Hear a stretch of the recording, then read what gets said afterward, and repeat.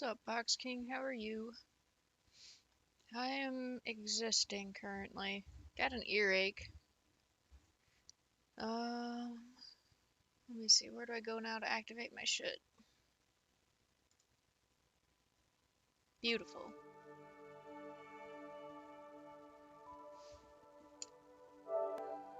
Hope you're doing well. This is another game that I was given by the devs and or publishers to play on stream, so I figured we'd check it out. I don't know a whole lot about it. Meanwhile, I'll make my dragon stop dancing here. Recently, which was fun, but other than that, I'm already just working away. I'm glad you're alright. It's super scary. Set this to idle. Close out of this Google tab. Refresh the little kappamon buddy. That's the game source. That's not what I asked. Why is the audio cutting out? It's on the PlayStation, dude. It's not even on my PC.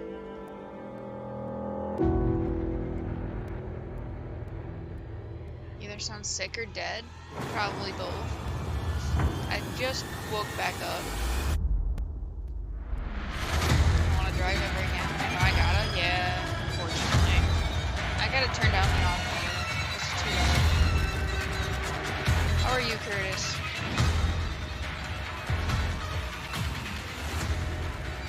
Did that even do anything?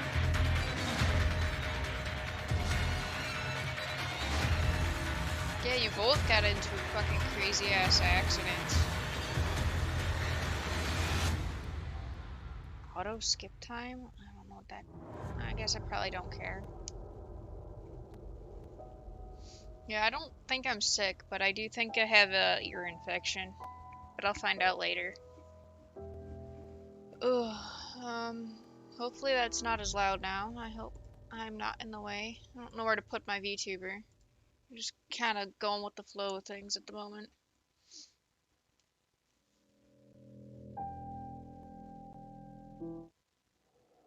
True miracle is to see your own sins. Anthony the Great.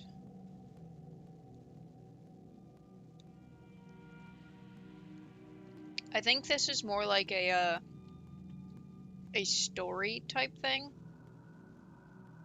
It has been a while since we left New Lake Road. How close are we? I've never been to this place before, so I'm not sure how long it should take us to reach our destination. Last time I was carried away to an old, inoperative factory on the outskirts of town. Before that, I was wandering around the plantation to the villa. Once there was even an asylum in the heathlands. I think the factory was my favorite. Maybe I should visit it again. I traveled along the narrow gray path that was buried under the leaves. It was not the wind, but some other forces that brought them here. The scene was as fake as a smile on Grace's face. The leaves were arranged in such a way so that they would not cross the edges of a narrow path, obediently sparkling in the beams of our flashlights. It reminded me of a twisted version of an old German fairy tale, Hansel and Gretel.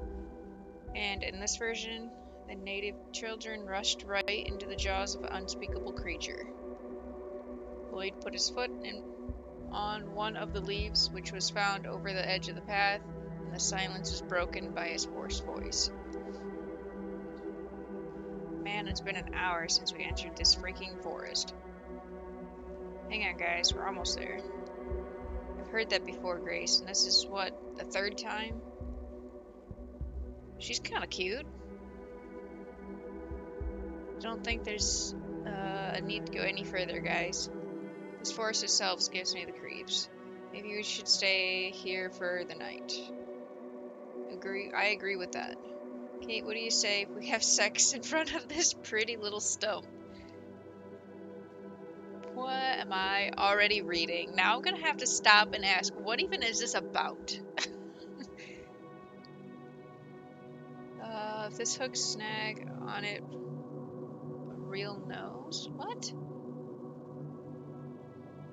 Hooked snag on it were a real nose. I bet he would stick it under your sexy topic, right into your islands of pleasure. Question, I feel like either there's typos or I just don't understand the way they're talking. What makes you think that I will let you do anything with my body, you piece of shit? Can somebody please remind me why I am still going out with such a pervert? If you've had enough of this shit, you should hang out with me. What? Nope. And what about you, Grace? Nah. If you think that you are some kind of Superman who is not afraid to accompany me in this spooky abandoned house, do not fool yourself. What the hell is that word?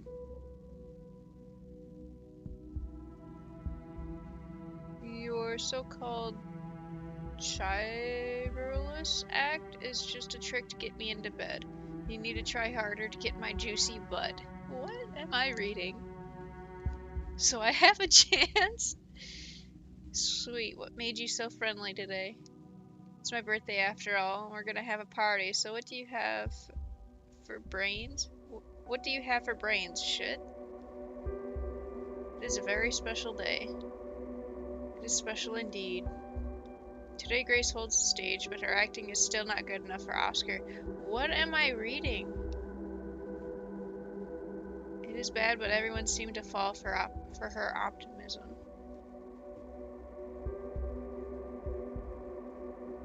Close enough, Curtis. Oh, I almost forgot that you're with us. Come on, I have plans for you. So you're not into girls? What a twist. It looks like you're dead in the water now, Lloyd. You are surely a cutie, Ashley, in this panda hoodie, but it's still not enough for a girl to win my heart yet again. At the end of her phase was, she said very quietly, but I heard it and smiled. Okay. Looks like all of us have a skeleton in the closet, but what if the closet is the size of a house? It's a silly idea that came to mind when I saw this colossal house. Can I see the house? There's gotta be a way to see the house. Come on. Can't move around. Felt like something was coming. The house seemed to be flickering on the crossroads of reality and imagination, in the land of future unseen. The secrets were hidden in the darkness, just like the forest. The weak yellow lights were jumping from one tree to another, running along a path and flickering in the night. I knew what we would soon approach, the house, but maybe it's not too late to turn back and forget all this shit. Maybe, just maybe, I've had enough of this. So I asked myself, do you wish to save them, Ashley? What? Save who?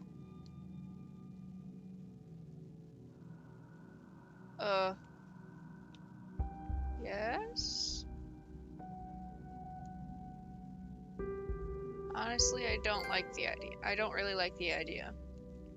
Maybe we should go to the amusement park that opened this week. We can go there right now. It's only 8 p.m. and it's a birthday party after all, not a funeral. It's whatever you decide, Grace.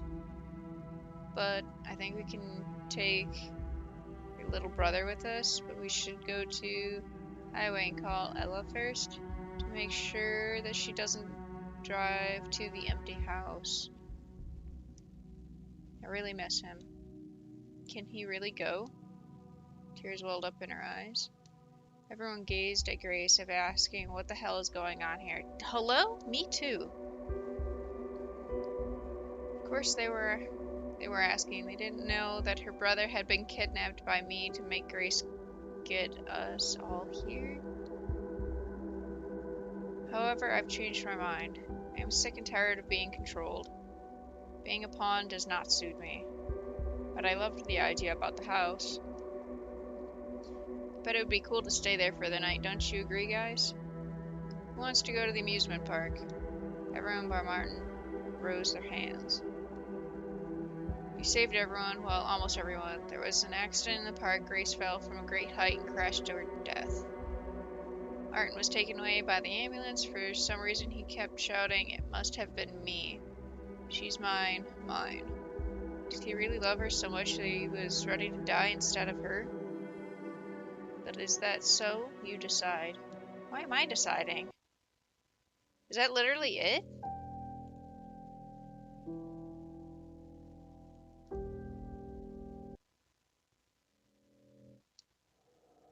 Is that literally the whole thing?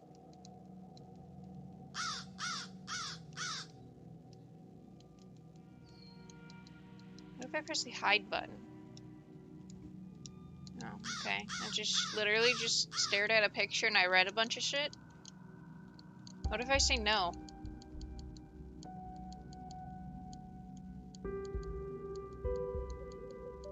God damn it, I said yes. What is this? Story.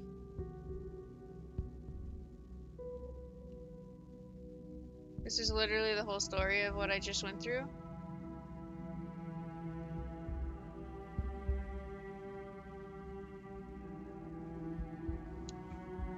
This is literally everything I just read.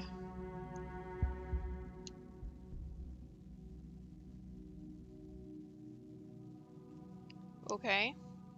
What else is in my menu? Save, load, auto mode, settings. Go to the main menu because I accidentally clicked the other thing. So why do I even have a save button if it's literally only a couple minutes long? Like, literally, I just sat here and I read the whole thing and my screen didn't change other than the characters popping up. Now I see why this is only like $2.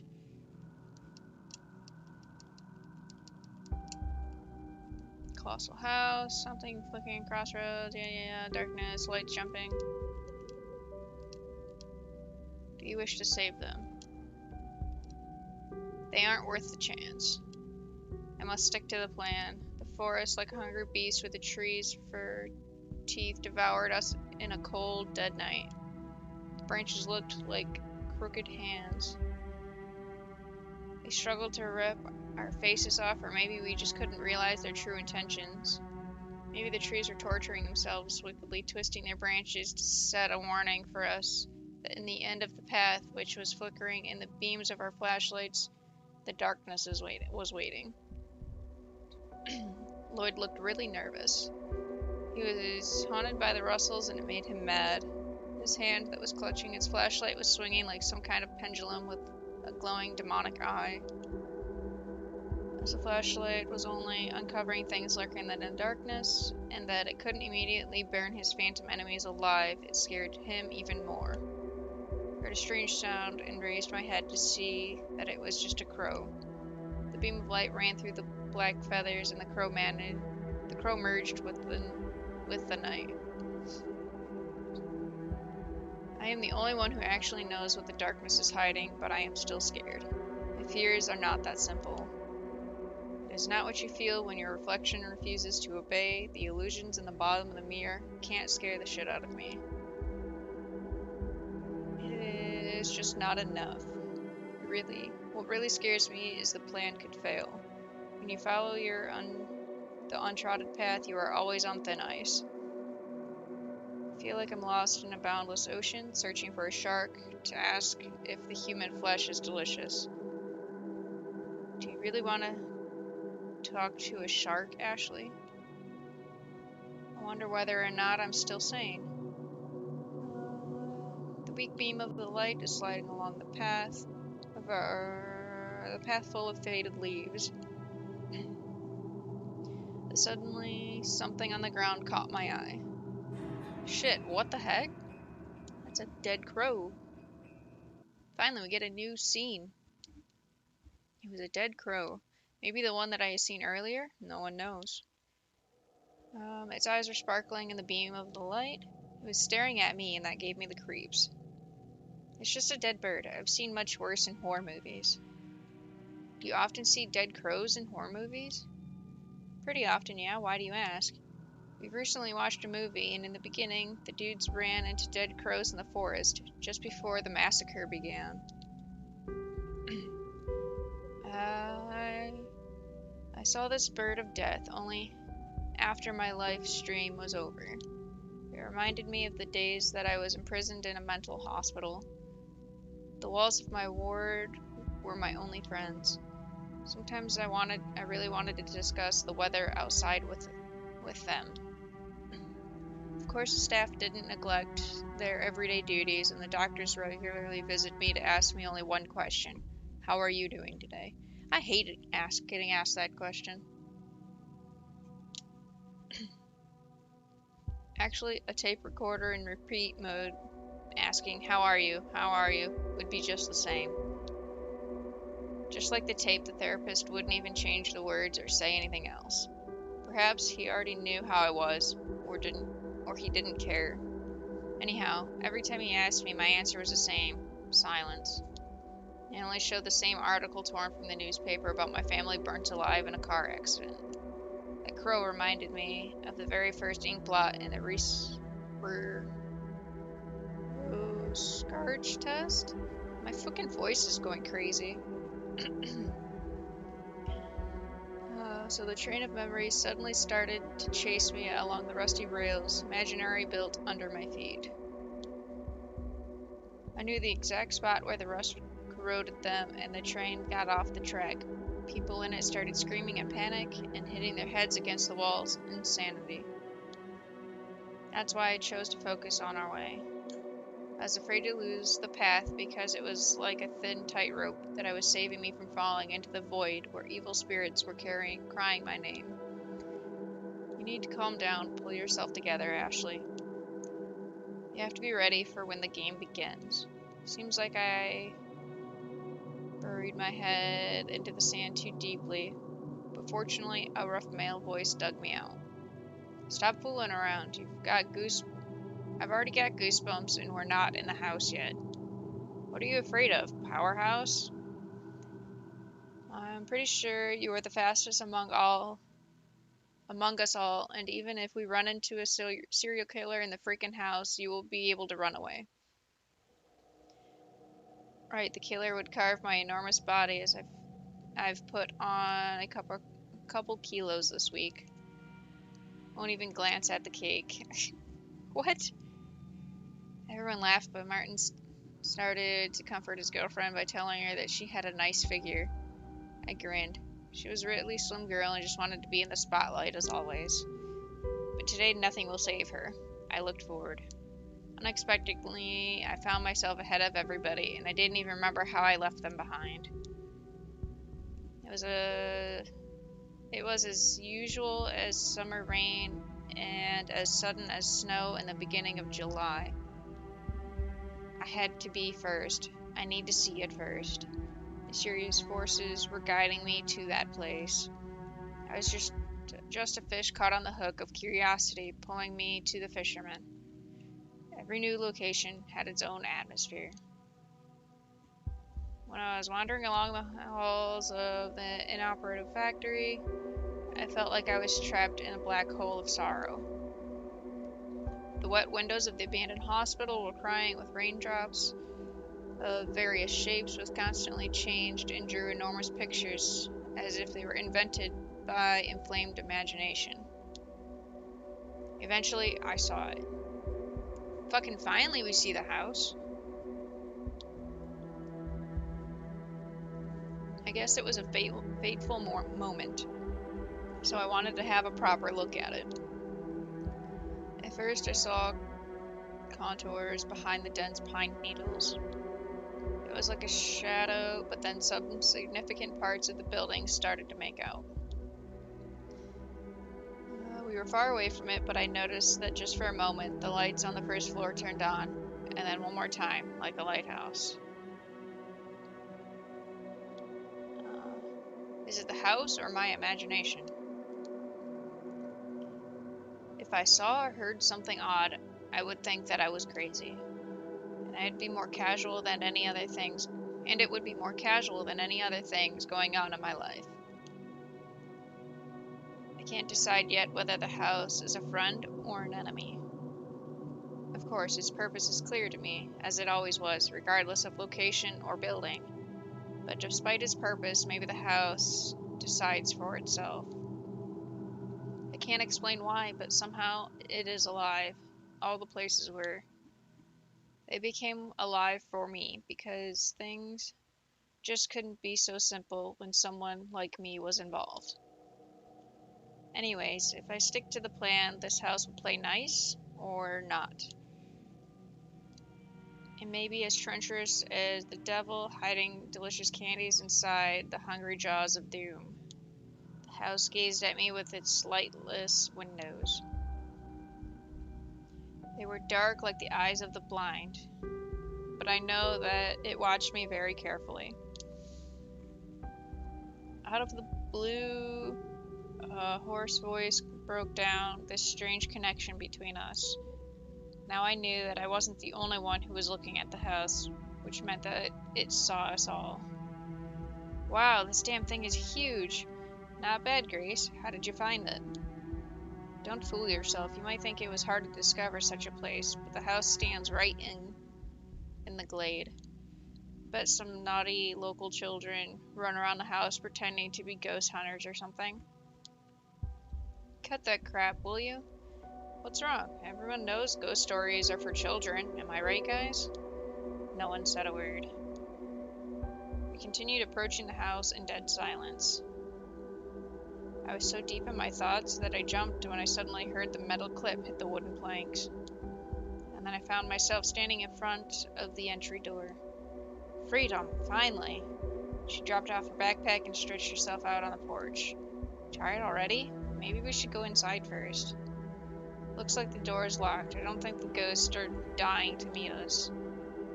Go to hell, moron, and meet the damn ghost yourself. You are really a pain in my ass. You are so sweet, guys. Let me handle this stupid door. Hold on, big boy. Now what? I'm working on it. While these idiots were searching for a way in, I was picking the lock with my own skeleton key. Not sure how many doors it's already concorded. It was the same as picking tiger's teeth to see how its digestive works. Something moved. I couldn't say for sure, but it felt like the mouth of the door took a tight grip on the skeleton key with its metal tongue and devoured it. Seriously? I got mad and kicked the damn door. What the hell? The door was opening so slowly with a squeaky, old-like crap sound. However, it resembled the screams of the tortured souls. I just couldn't bear it. Nice job. I approached the door. But I didn't open it. It opened itself. What's going on here? It was very dusty inside the house. Looks like the ghosts aren't very hospitable. Everyone laughed except for Lloyd. He gave Kate a significant look. I think everyone knows that you don't believe in such shit. Can you please stop? What's wrong? Darkness is so scary. Am I right, big boy? Come on, I'm just teasing you. It's fun. But it's not like that. So you tell me, what can hide behind the shadow curtains? If it's not a ghost or a phantom, then what is it? It isn't my fear. It's a freaking mental disorder. The name is... Nistophobia? I probably butchered that. Make sure that your flashlight is not dead or you will be in trouble. Don't even count on mine. Everyone laughed again. There was no need in flashlights anymore. The glowing eye of the full moon illuminated the house pretty well, but when we were outside, it surely was dark. It was very strange. Those freaking tricks again. Though it looks like it wasn't a big deal for everyone except me. Even though candles peeked out from literally every corner of the room. I think everyone thought it was Grace's joke or something. This place aroused my curiosity and I wanted to explore it a little bit. There were a few pictures hanging on the walls. To be exact, some of them had fallen off and were lying on the floor like dead rats with twisted paper tails. Okay, why is there commas? I saw no mirrors in the room, thank God, but it was only the first floor. Still, I am glad. Houses are like narrators of people's lives, made to tell stories of their owners. And this one was choking on dust and death. This armchair looked really convincing. It was old and fractured, but I still knew its appearance was a lie. Even the carpet was old and shabby for every second of its existence. I was aware of those tricks, and I knew I had little time. I took the cell phone out of my pocket and looked at the display. I saw that the connection was lost and that it was already 8 p.m. The clock was ticking. Ella should turn up soon. I hoped she would find the house. At least I drew her a map. While exploring the room with the fireplace, I found boxes full of candles. I smiled wearily. We would need them later.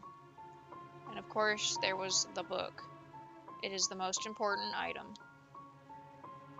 I just don't know how to do it without some extraordinary stuff. Of course, I was no amateur in that kind of cuisine. You could call me the chief of the kitchen, or the chief of the kitchen, I guess. So I knew it from A to Z. I looked at the others. They were all wearing the same smiling faces except for Lloyd. This poor creature, poor idiotic creature. He wanted to blow Grace's skirt up, literally. Sadly for him, it's not going to happen, ever.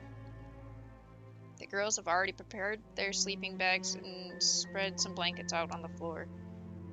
The scary house was slowly turning into some kind of warm, lovely nest. But I rushed to conclusions. The strings of fear had caught us in its web when I saw a straw doll on the sofa. Her buttoned eyes pierced us through, as if staring at our souls. It is one creepy fucking doll. Somewhere behind the skin there was a hall full of screams which couldn't reach our mouths. The apple of her eye was black, like a rotten dead fruit, and the flickering hellfire of the candles made the scene more satanic. Lloyd literally shit bricks when he saw this evil thing. The guy made a very strange screaming-like sound. Kate just couldn't miss the joke. She took her cell phone out of her pocket and her fingers started to dance on the phone keypad. Suddenly she began a made-up dialogue, pretending there was someone on the other end of the line. Hello, this is the mother of one wicked straw doll who I tend to know. Good. Tell your child to stay out of the light because she is too scary for our little Lloyd. Your girl scared him to death, you know. Go to hell, guys. Enough with this canny shit for one evening. Lloyd rushed to the sofa and grabbed the straw doll. Give me a hand, man. Light it up, Marty. Marty gave his lighter to Lloyd, and this idiot threw the doll into the fireplace with her hair set on fire, but the flame died immediately. Damn witch, why don't you just perish? You are a real idiot. It's a doll, not a paper shit. You need to light the fireplace first. We can use books or newspapers. Everyone glanced at me in surprise. Well, there's always some books in the house. It's an ordinary thing. We could just search for them. Phew, I almost got caught. Of course, I knew the books were here. I know everything about this place. There was a playroom on the second floor, kitchen on the ground floor, and 2 bathrooms.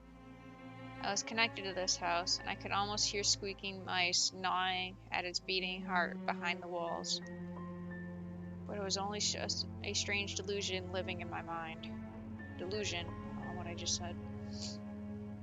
These morons looked in every corner of the house, but found nothing, so it was my turn. Here they are.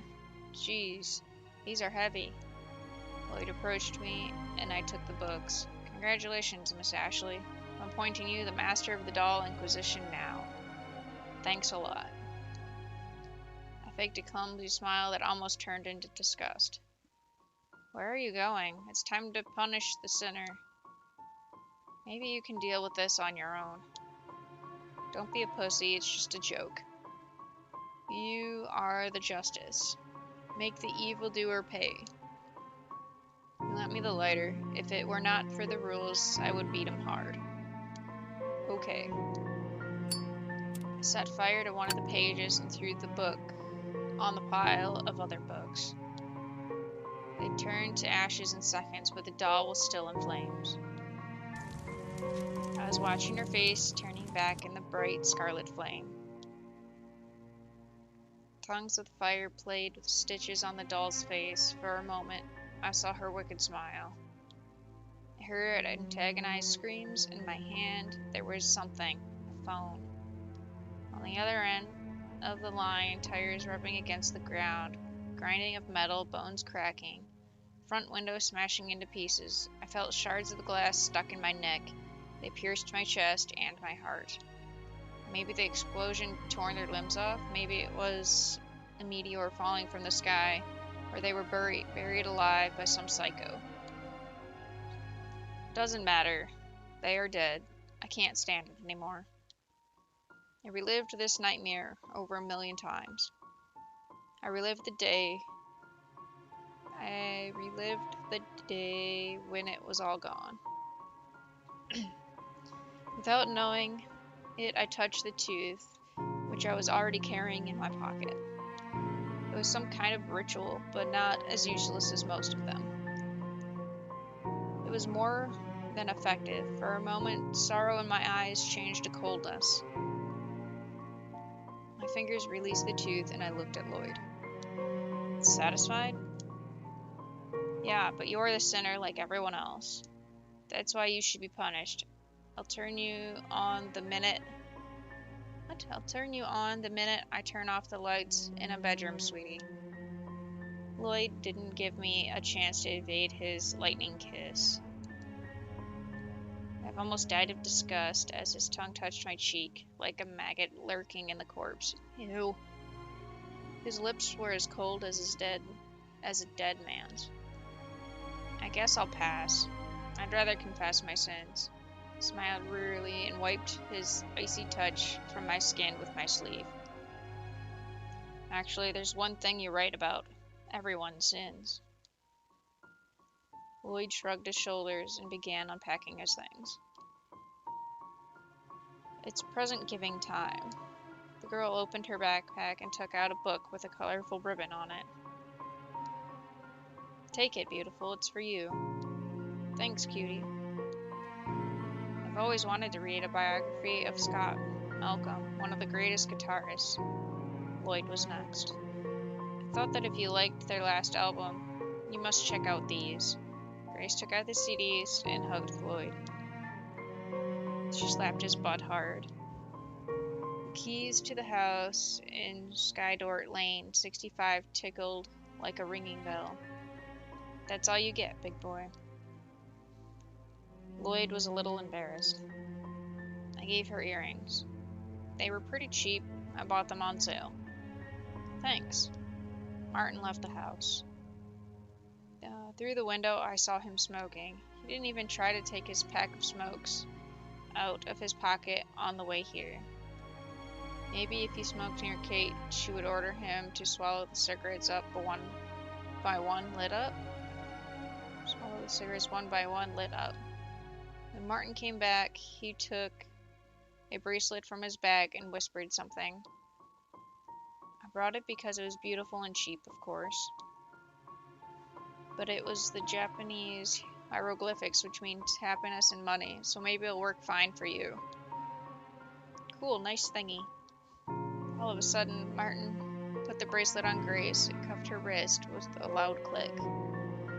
Now it was time to eat cake, but Ella was still on her way, so everyone felt depressed. Someone suggested playing cards, and everyone agreed.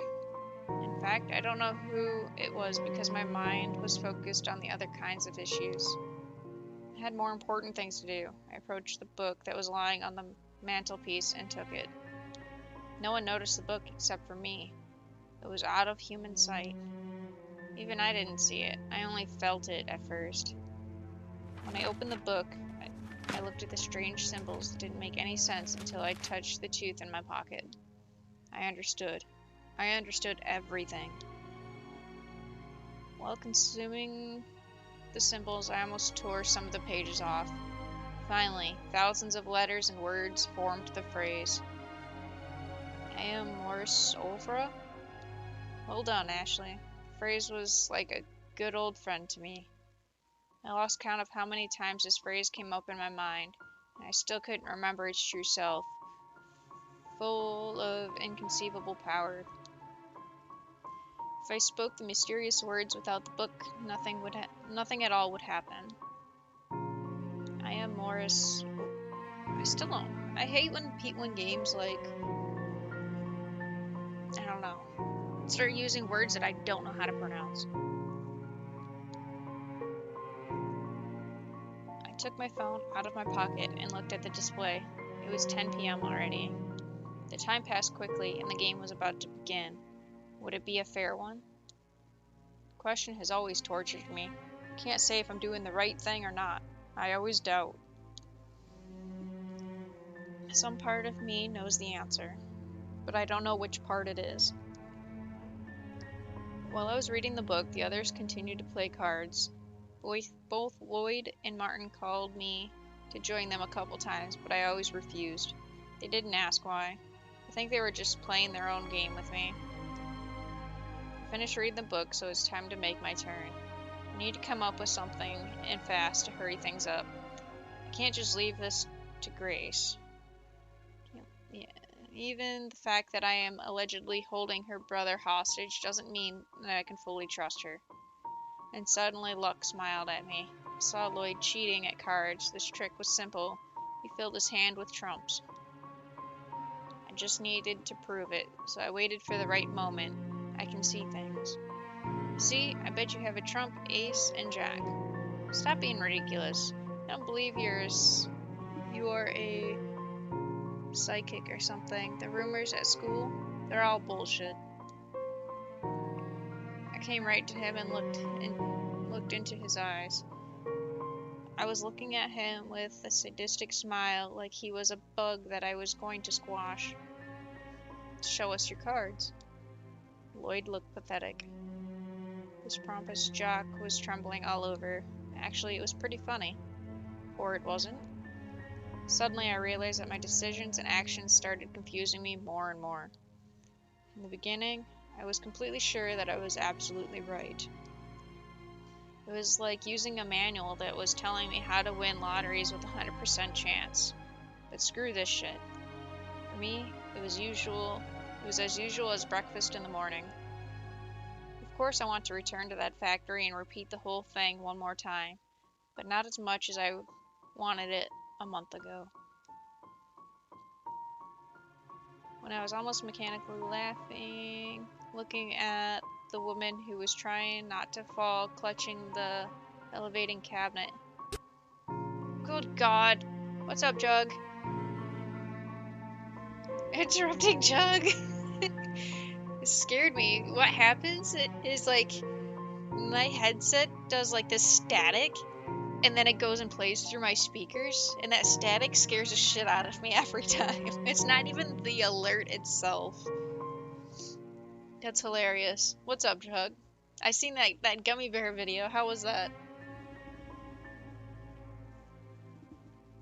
You seem to have had a grand time. Lovely. That's funny. Yeah, I don't think I could do that. I like hot and spicy things, but I think that was too much. So, I still haven't figured out really what's going on. I'm really kind of confused about this. It's basically a narrative story that I'm reading. Yeah, it was punishment, not enjoyable. Oof. I guess, like, the only thing that happened right now is, like, me and a group of friends were walking through, like, a dark forest of sorts, and pretty much we got to this house for, like, some kind of birthday party for one of the friends, and,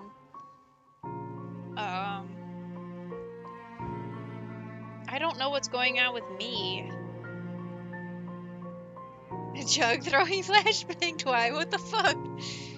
Yeah, sounds about right. I need to get my workout in before customers start yelling again. Oh no. Yep, that's beautiful. Well, thank you for the lyric. Thanks for stopping in, Jug. Hopefully that workout goes well for you, and customers give you a break. I don't know if I'm really want to sit here and read all stream, so I don't know. We'll play this for a bit. I don't know how long this game actually is. I thought we finished it already because I said yes to saving them, and now all of a sudden I said no the second time, and there's more story. So I'm not really sure. Laughing, looking at the woman who was trying not to fall, clutching the elevating cabin of the roller coaster. Martin, just show them. Martin hit Lloyd's hands, and the trumps fell on the floor. You asshole, give me my $20 back. It wasn't me. She set the whole thing up. Are you kidding me? I was miles away from you. You couldn't know. You just looked at my cards. You knew that I had these trumps. I wasn't cheating. Prove that you're a psychic. Looks like Lloyd was going mad. Obviously, I pretend that his words hurt me. Shit, it was so hard not to gloat. He was going straight into my trap, you fool. My feelings turned into some strange mix, and it was difficult for me to understand what I actually felt. Maybe I froze for a moment, that's why Lloyd yelled one more time. If I continue to lose connection to reality like this, they'll definitely think that I'm crazy. Come on, Ashley, keep it together. I touched the tooth like it was giving me some strength, and I smiled wickedly. Prove it. It's not as easy as you think. Yeah, you're right. I could get a peek at your cards, but I didn't. What number, 1 to 1,000, am I thinking of? Geez, seems like this guy really believed in my abilities, which, by the way, leave much to be desired, for now at least. It's not that interesting at all. It must be something more difficult. What color is Kate's underwear? Erin ignored this question. Summon the spirits. I heard lots of psychics can talk to them. Yeah, that'd be cool. Geez, you're like Ella, but I agree, that would be great. I guess it's not a very good idea. I'll prepare everything. It was really difficult not to laugh. They were so ridiculously naive. It was so funny to see them like this. There was something more. The mystery of the whole thing. It inspired me in some way. Playing with fire always intrigued me. I knew something was inexplicable. Keeping it pimpin'. What's up, Shep? How are you? Welcome in. We are... I guess you could call this a visual novel. So, like... I think this was marked as like a horror thing at one point, but I don't know. I don't really know too much about it. I kind of wish there was more things changing in the backgrounds, other than me just reading. It's in a meeting about insurance, open enrollment. The good shit. Nice. Gotta get that good shit. Exciting and terrifying at the same time was about to happen. Knowing this raised my spirits even more so that it wasn't my fault.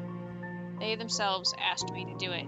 Nobody forced them. It would probably be better to do everything wrong, to end this madness once and for all, but not today. Gotta keep it 100. Oh. High deductible? Gross. I guess I can say I'm pretty lucky when it comes to things right now because I'm not working, so I get insurance through the state and stuff right now.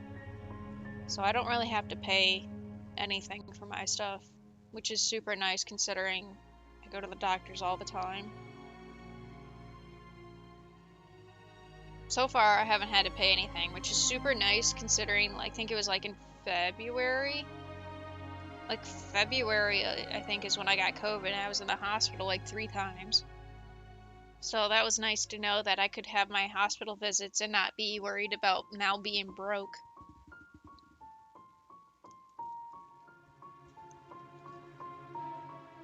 This fool inspired me. He made me sink into a slough full of rotten memories. That noise is disgusting. I don't know if you guys hear it when things do actually happen. Things seemed loud, and now all of a sudden it might not be very loud. Can I mess with settings?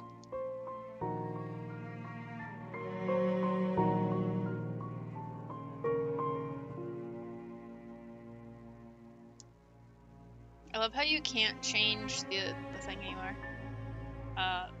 The language.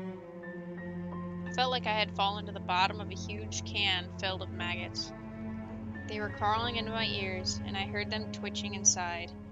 Weird, their whisperings of death. Perhaps Lloyd will be the first. This moment of uncertainty has always turned my curiosity into a hungry beast waiting for the meat in its bloody bowl, given to it by the hand of fate. I dusted off an old handkerchief that was lying on the floor and began placing candles on it very carefully, like a caring mother who is taking her precious children from kindergarten. 13 little children, short and tall, plump and thin, but all hungry. They were sleeping in my handmade cradle, which swung as I carried it into the ritual room.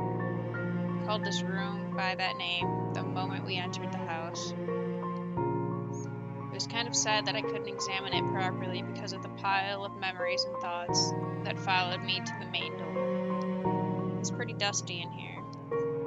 It is obvious that a house like this had seen its best days, and now it was old, abandoned, and forgotten. In some corners of the hall, I could see spiderwebs. Gross. I really wanted my working place to be just a bit cleaner. Before I started my preparations, I knocked on the wall, and a broom fell into my hands. Suddenly, I felt very angry. What the heck? It would be a lot easier for her to do this. I threw the broom to the wall, but it vanished before it reached the obstacle. The floor became much cleaner. That's how it's done. I took out a piece of chalk. This is my main tool for tonight. Of course, I didn't like crawling on the floor, but it was usually done this way. I liked using the wall in the asylum much more than the traditional way. I tried some new things back there, but unfortunately everything ended badly. At least I stayed alive. In fact, I didn't use the chalk too much. There were no tangled symbols. It was just a huge circle in the center of the room, and of course, a star. No one says anything. I just woke up this morning for me. Good morning, Lots. Welcome in. I hope you're doing well. It just wouldn't work without it. I didn't think it had any real power. I mean, you can see it almost everywhere. A new album of a rock band, for example. But it looks like it is worth something. And the candles were next, which is my favorite part. Last time when the drawing was on the wall, it was fascinating to put matches to the cracks. But I think it really mattered, and eventually everything was almost ruined. So I'd rather use candles this time. But first, I had to draw circles in the center of each star between thick white lines. Carefully, smoothly, and only one of them I scratched out, making a terrible sound like the chalk was some kind of a claw. Finally, the picture was done. I put every candle on its exact spot, as if arranging chess pieces on the board. Pawns went first, as I called them. They embodied every person in the house, and only one piece could become the queen. No, I already was the queen, but I had to fake my unimportance as not to cause any suspicion. The fattest candle was meant for Kate, as she was obsessed with her figure. Mine was slim and beautiful, of course, but I had to break it into 2 pieces, following the rules. Then they were put in the center of the star. Now it was time for the main players to join the game. Since I didn't know whether they are bishops, rooks, or knights, I couldn't think of the right position for them. So I just put the pieces in front of the ones that were already in the star. Every candle meant for the main player. Kate! Welcome in, Kate. How are you? I hope you're doing well. Every candle meant for the main player was placed so carefully that the candles were embodying the people in the house, were their reflections. Though somehow twisted, as I couldn't find one as fat and ugly as the Kate's candle. That's rude. Everything was done, but there was still one candle left. I knew it was significant, but I had no idea who it was meant for. When I was in the asylum, I put a significant chess piece near the wrong pawn, and we got into big trouble. I looked at Lloyd's candle. I hope my intuition is correct. That asshole most likely is him. Suddenly, candles lit up the room. I'm okay. I think I might have an ear infection, which is very unfortunate. So, I think I might end up having to end stream a little on the early side so I can go to the doctors to get that looked at, but other than that, I'm doing alright. Really tired. You need antibiotics. I need it to not hurt. That's it. I hate ear infections. I don't get them very often. This is probably the first one I've had in years, assuming that's what it is. I don't know why else my ear would be hurting so bad. What the hell is going on here? No, just my imagination.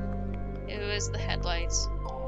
Lloyd came into the room and was whistled? Came into the room and whistled. I don't know why I can't read.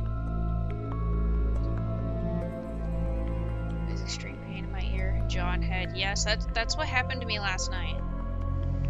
And then it went into my neck. So it was like the whole, at one point of the night, it was like my whole left side of my face hurt so bad. Terrible. Well, you're totally out of your mind. You think the drawing of that freaky pentagram is always on the cover of horror movies will do the trick? Martin entered the room next. Kate followed him. Yeah, nice room. The scary skull is the only thing missing. Wow, that's so cool. I'm flattered. The door half opened and Ella entered the house. Before she joined us, she was walking around the room where we had thrown our backpacks. Seems like nights when our body is like, oh, you're in pain? Let's make it a billion times worse. And it's always at bedtime. Do you have that experience where you're like, something will be like, oh, that kind of hurts, and then it's bedtime and you're like, I can't sleep because this hurts way too much? When you need to rest? Yes. Let me keep you awake. Before she joined us, backpacks. Happens to me all the damn time. Yeah. The wonders of living in pain, I suppose, huh? Good God, where's your clothes, lady? She's kind of cute, though. Will anybody help me move things from the car? Ella peeked in the room and saw a huge truck drawing and got excited. It's been happening the past 11 days because of this damn cold flu shit. Oh no, I'm sorry. I hope you feel better. I like your hair and your eyes. Yeah. Or it's not even a bad pain and it's just annoying. Yeah, just annoying enough to keep you awake. What's up, Zonum? Wow. Ella came close to my creation with caution, as if she was scared that the floor would break under her hard steps, even though she was as light as a feather. Is it what I think it is? We're going to speak with the dead. Are you in? Of course. I've always wanted to try this. It's just incredible. Looks like I'm just on time. Is everybody ready? Yeah, actually, if everyone's ready, we can start right now. Maybe we should eat first. Hanging out with the dead is scary as shit, and moreover, I'm hungry. Oh, so you believe in ghosts? I don't. I just suggest eating the tasty cake that Ella brought us. Well, it's probably right. I don't want to eat it watching his corpse rot on the floor. I believe in ghosts. Speaking of, when I was at my dad's house, I swear to God, I cannot, like, I have no idea how this happened because I thought of every possible way that this could happen. I had hangers hanging up in my closet, and my closet at my dad's was like you walk into the room because the closet was kind of like a little room, and I had hangers on both sides on bars that were just hanging up there. I walked in, I put away a shirt, I walked out, and no shit, I swear to God, a fucking hanger was thrown at me out of my closet. Because there was no explanation to how this hanger would have rounded a corner. There was nothing anywhere else near me, like no hangers anywhere but in my closet.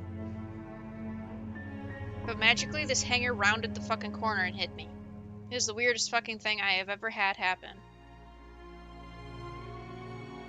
I've seen too many things not to believe it. Like, I was like, this isn't a thing. This does not exist. This is just, you're overly tired, whatever. And then I'm just like, this is too far. Because I even looked and the fucking hanger that hit me was on the floor. So I was not going crazy. It wasn't one of those, oh, you ran into something and you think you got hit. No, the hanger was on the floor right where I was standing. I'm like, what the fuck?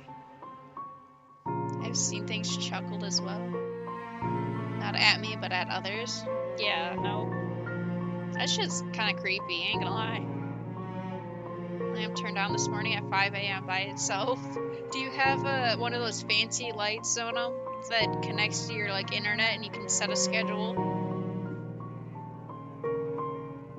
Revel has that. My boyfriend has that. Dude, it's with wind chills. It's like 28 degrees here. I'm not looking forward to going outside to go to the doctor's later. Not remotely interested in going. I do, but its only schedule is in the evening. Might want to check into that. Yuck, yeah, no. I wouldn't leave the house. See, if my ear didn't hurt as bad as it does, Kate, I wouldn't leave the house. I'd suffer through it, because I don't want to go to the doctor's, and I don't want to go out in the cold. It's already cold in the house. And my poor headset cable keeps rubbing up against my zipper. I don't know how to make it not do that. So I'm sorry if you guys can hear that when I move. When Martin and Lloyd brought the large cake into the house, each of us took a piece. Of course, the biggest one went to Lloyd, and I got the smallest. He was consuming it like it was his last meal. I knew he was nervous, so nervous. It was hard not to grin. Grace tripped over someone's bag and her piece of cake almost plopped down on the floor. I guess if it had happened, it would have looked like a human brain, juicy with blood. Martin managed to grab the cake with his plate. You look really pale. Is everything okay? Yeah, I just feel dizzy, that's all. Okay then. Martin smiled nicely. But I guess his girlfriend didn't like it at all. What's that on your face? A grin? You asshole. You want to screw her that badly? No, sweetie, it's not what you're thinking. Yeah, this butt is mine, right, baby? Grace painted Lloyd's face with the cake and went to the ritual room. This makes it hard not to chuckle. Finally, everyone took their places. What kind of shooter Metrovania is this? What's up, Morpher? This is a narrative story. I still don't really understand what is going on. I do like the art though. The art's kind of interesting. Grace sat closer to Martin with Kate on the other side of him. Lloyd sat near me. Even knowing what fun was coming next, his gaze made me feel sick, as though his eyes were taking my clothes off. Gosh, he is a pervert. I wonder, is there any limit to his blasphemy? Pierce a finger with something sharp and drip blood on the candle. My words sounded ominous and terrifying. Are you kidding me? That's bullshit. Is it really necessary? I clenched my hand into a fist. It is. Okay, if nothing happens, you will spit blood for a week. What? Kate chuckled. Oh, okay. Pretended to be scared, but was not sure if he bought it. However, he smiled at me unconfidently. Suddenly I really wanted to shout out, "You will die, fools. You and you, all of you." But I stopped myself. Otherwise, they'll understand that I'm involved in this, and it'll become 1,000 times harder to do my job.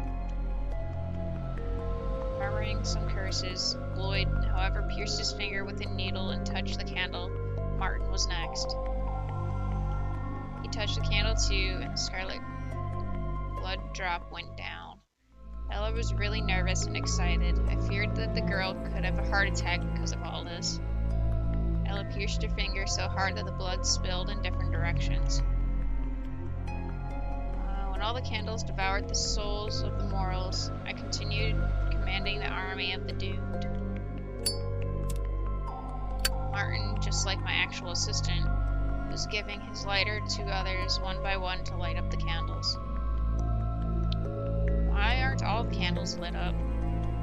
I shuddered at her.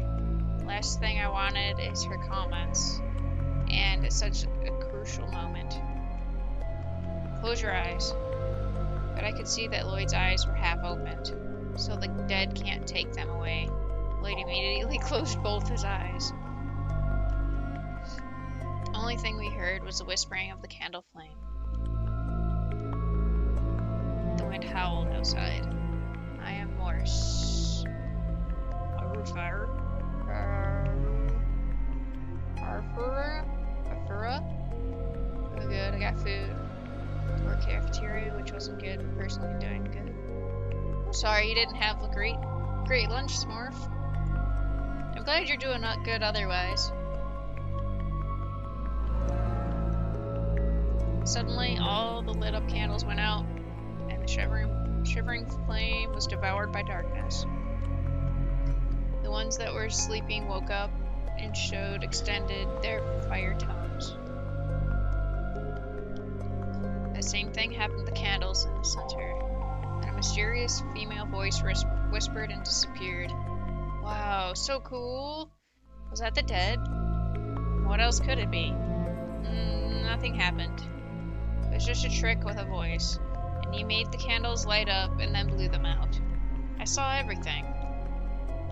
I knew he couldn't see that. You're a liar, don't come any closer to me. Okay, let's calm down, guys. Lloyd, who wanted to rush at me, now stopped. Seems like he was a little afraid of Martin. Did this guy just step in between? Have I misjudged him? I heard the voice too, and I'm sure that it wasn't Ashley. It was a sound from a tape recorder. I heard something. There was some noise. Is he right, Ashley? I looked down at the floor and gave the cell phone to Martin. That's right. Press the play button. Recording. And then some noise, just like he had said. Her real voice. Nice performance. You almost managed to make me believe in that bullshit. The trick with the candles was cool though, but I remember the harsh flash of the flames.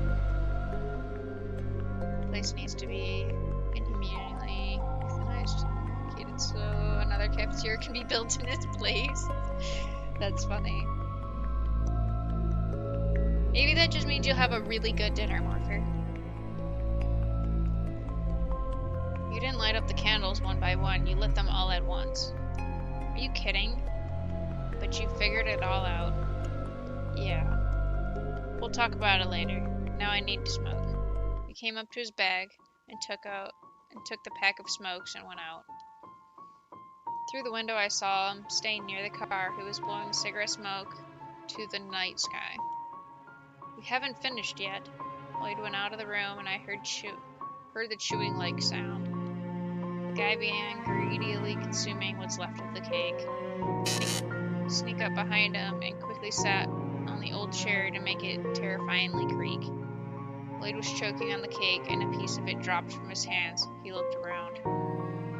He was scared to death until he saw me. His fear immediately turned into wrath. I'm going to freaking kill you.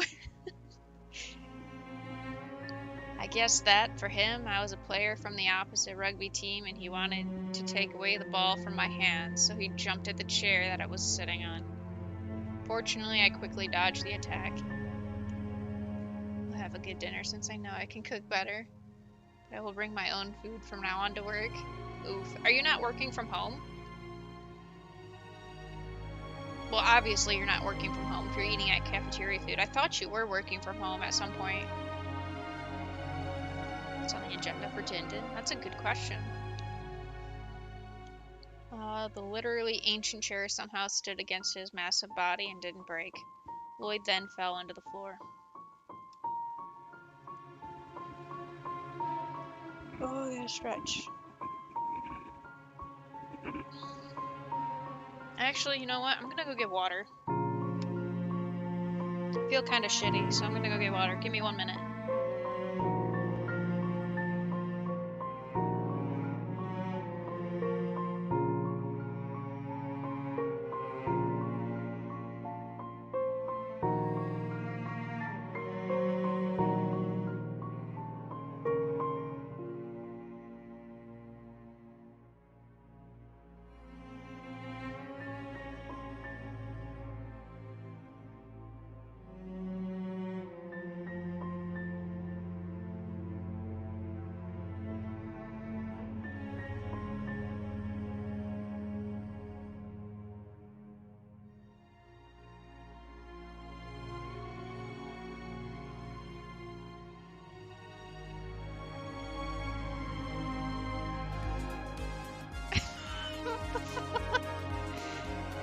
I almost don't want him to go away.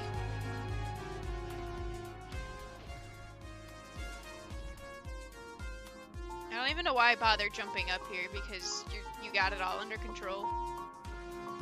I can't take this game seriously. Come here. Or are you?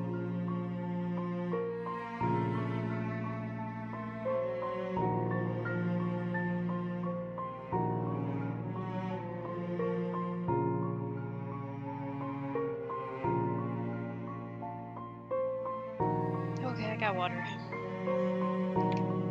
I always hate, like, this is probably like the second time that I was like, I'll be streaming and then like randomly feel really sick for no reason. So like, I don't know. I'll just go get water. Maybe that's my body's way of saying I'm thirsty. I don't know. Maybe I'm dying. Who knows?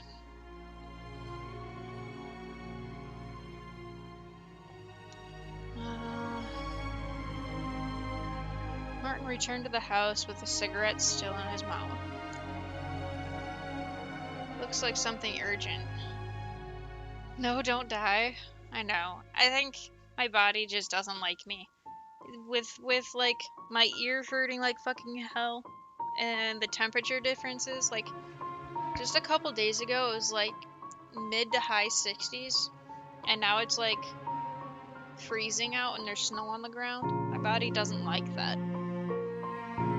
Need a stream break to make food, get water. No, I don't want food. I'm definitely not hungry. I'm just like, I don't know. Just shaky. We'll just sip on water. Less caffeine. Yeah, that's probably a good idea. Just the other day it was like in the 80s and now it's down to 30s. Oh my god, that's an even worse fucking difference than it is here. He was searching for something with his eyes. He definitely didn't come back because of the noise. However, he looks pretty calm, like always. That's a drop? Yeah, it is. Gotta love Texas. Oh my gosh. Martin came out of his cigarette. Martin took out his cigarette with his fingers, threw it to the ground, and stomped it out. He pointed to the ceiling. There, I saw something in the window on the second floor. Yay, ghosts! With cries of joy, Ella ran up the stairs. Lloyd noticeably turned pale. Interesting. Everyone rushed after the girl with the ponytails. The shadows slid along the massive window, touching Ella's car in the yard. The headlights were still on. The girl didn't even bother to turn them off. Seems like the mysterious story excited her so much that she forgot about such simple things. The car was starring in front of it. I didn't care about what was going to happen with the walls of the house. Thank you for the lurk, Zonum.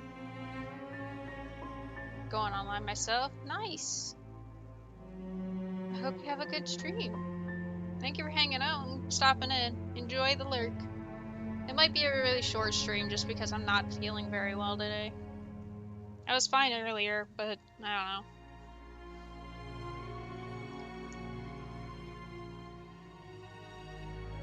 I also noticed that the first floor windows were high enough to break the neck of a couple of ribs if you fell out. We went even higher up the stairs to the second floor. Thank you. Anytime. Hope you feel better soon. Thank you. Hopefully. Maybe tomorrow will be better.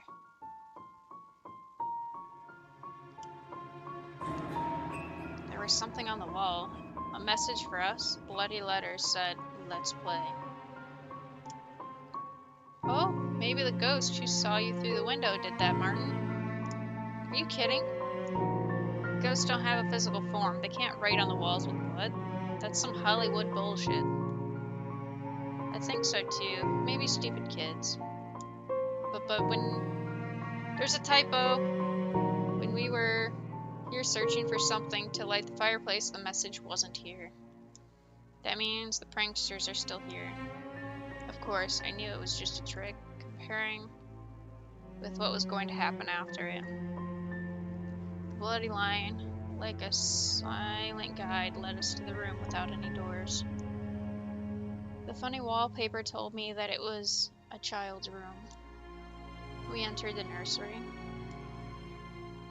I'm not sure I remembered this room. Because you didn't come to this floor, both Lloyd and I did. Thank God, this shit gives me the creeps. She pointed at all the unusual toys. The unusual toy mouse with slender, long legs. The thing was sitting on the chair looking through the window with its shiny eye beads. This room looks like someone lives here. This is just sick. So cool. I thought so too, but that's bullshit. This is so intriguing. Oh, I have an idea. Wait a second. She rushed down the stairs. There was a complete silence for a moment. And we heard approaching sound of stomping footsteps. Let's try this, shall we? Ella gave me an infamous Ouija board. She has prepared for this quite well. Seems like I shouldn't have worried about the ritual after all. She'd made me do that under the gun anyways. You only live once, right? Are you out of your mind? I don't believe in ghosts, but I am interested. I guess now, or only for this precise moment, when we sat down in the center of this strange child's room, everyone believed in ghosts. Even Kate, though of course she would never admit it. If the phantom hand of a baby touched my skin now, I'd flinch. Obviously, I'm afraid of ghosts because I know what they are capable of when they're not in the mood. In the room were too many toys, but still. The room must be abandoned. Hey, you hear me? Abandoned, goddammit. There was a little bed with a teddy bear on it, near the wall. A dollhouse was standing on the floor with a small zoo near it, and a faded pillow was left nearby. By the opposite wall, there was a nightstand with a child's makeup and the mirror above. I don't see that here.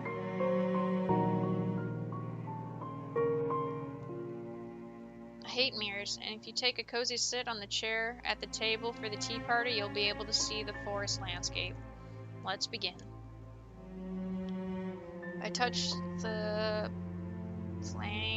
planchette, and it started moving around the board. Everyone grabbed it too, and I suddenly felt like we were going to touch someone's gravestone right now. What's your name? Our hands moved slowly. We heard the quiet, eerie creaking sound. Mary.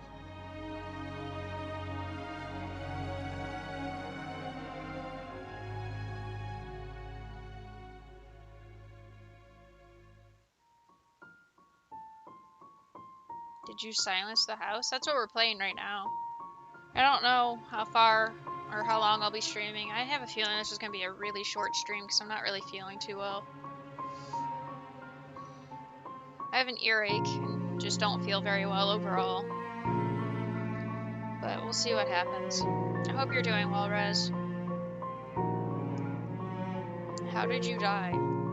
Everyone gave him a judgmental look, but the planchette started moving. Sucks, I hope you feel better. Thank you. Better than I was.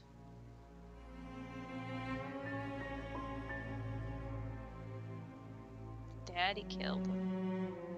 Cleaning the bathroom, so I won't be around much. Not a problem. I appreciate you coming in and stopping by to say hey. If I don't hear back from you, I hope you have a great rest of your day, Rez. Good luck with the bathroom cleaning. Was it his fault? I don't like this. What am I thinking about? Sex. Hope you do the same. Thank you.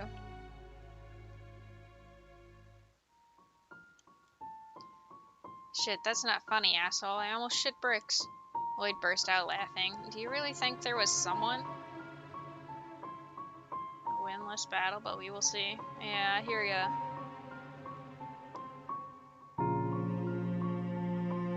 Daddy Ghost. That was me who wrote the message on the wall with the blood paint. I bought it in a joke shop, just like the lamp with the silhouette that you saw in the window. I think it is called the magic light lantern. I thought it would be two separate tricks, but I got a really great combo. What a trickster, but how did you manage to fool us if you were here all the time? I set the lamp and went down after Martin. I knew he wouldn't want to smoke, so he would see the light in the window. Well, you planned it really well. Cool show. I'm sure you're sick of getting annoyed with these fearful ghost stories. Lloyd nodded. Ghosts do not exist. And if you meet one, tell him I said hello. He took the board from Ella's hands and threw it to the old chest of the toys, which fell inside.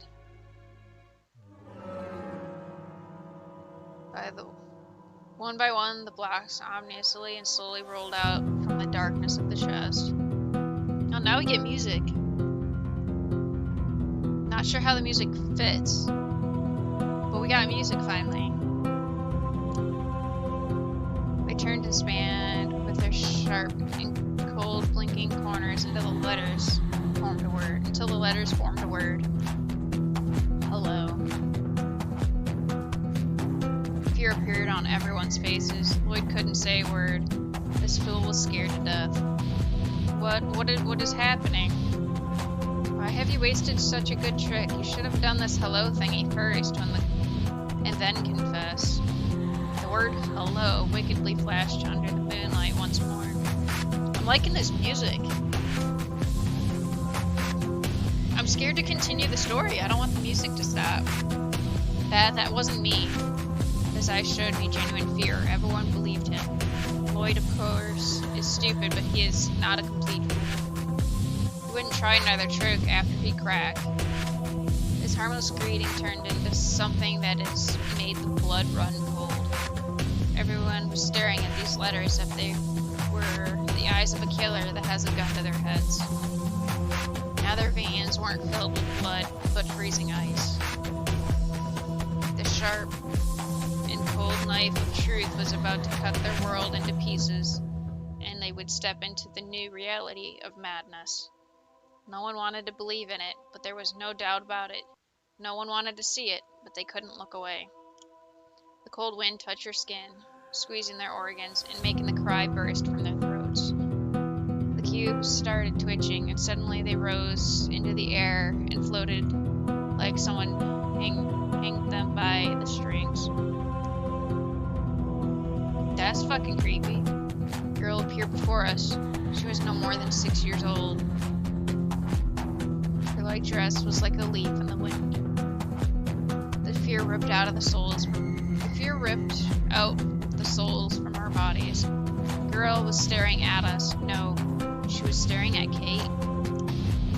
She was on the edge. She couldn't even scream. The fear locked her scream inside as a silent guard and didn't let it out. Her face was a mess. It seemed that if she could shout, all of her organs would be splitted out.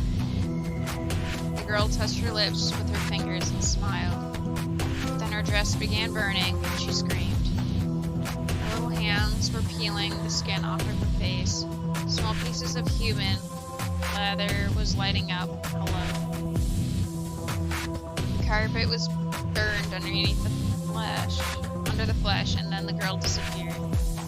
Somehow we got back to our world. Even I was scared, but not because I was afraid of ghosts. This scene reminded me about the car accident long ago. It appeared to me that she was just mocking me. Everyone but Kate rushed down the stairs. She was standing with her eyes closed and repeating something as if it was a spell. No! How could it be you? You're dead! Dead! You... What are you talking about? Run! Martin grabbed her hand and together they ran down the stairs. We need to get out of here. Grace and the rest of us just started packing up in packing up in haste. They only took some things that were close. We must get to the car. Well, I've warned you, there could be consequences. Freaking consequences? You crazy bitch!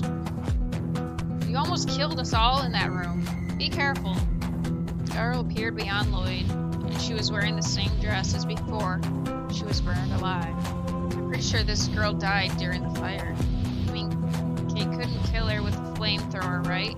Kate came to her senses. Looks like she realized how terrifying the situation was and wanted to run as fast as she could. She rushed to the door, clutching her fashionable purse. I thought she had everything under control, but what if Kate runs away? I can't let that happen. Do I trust her? Ooh. Do we trust her, guys? I like this music.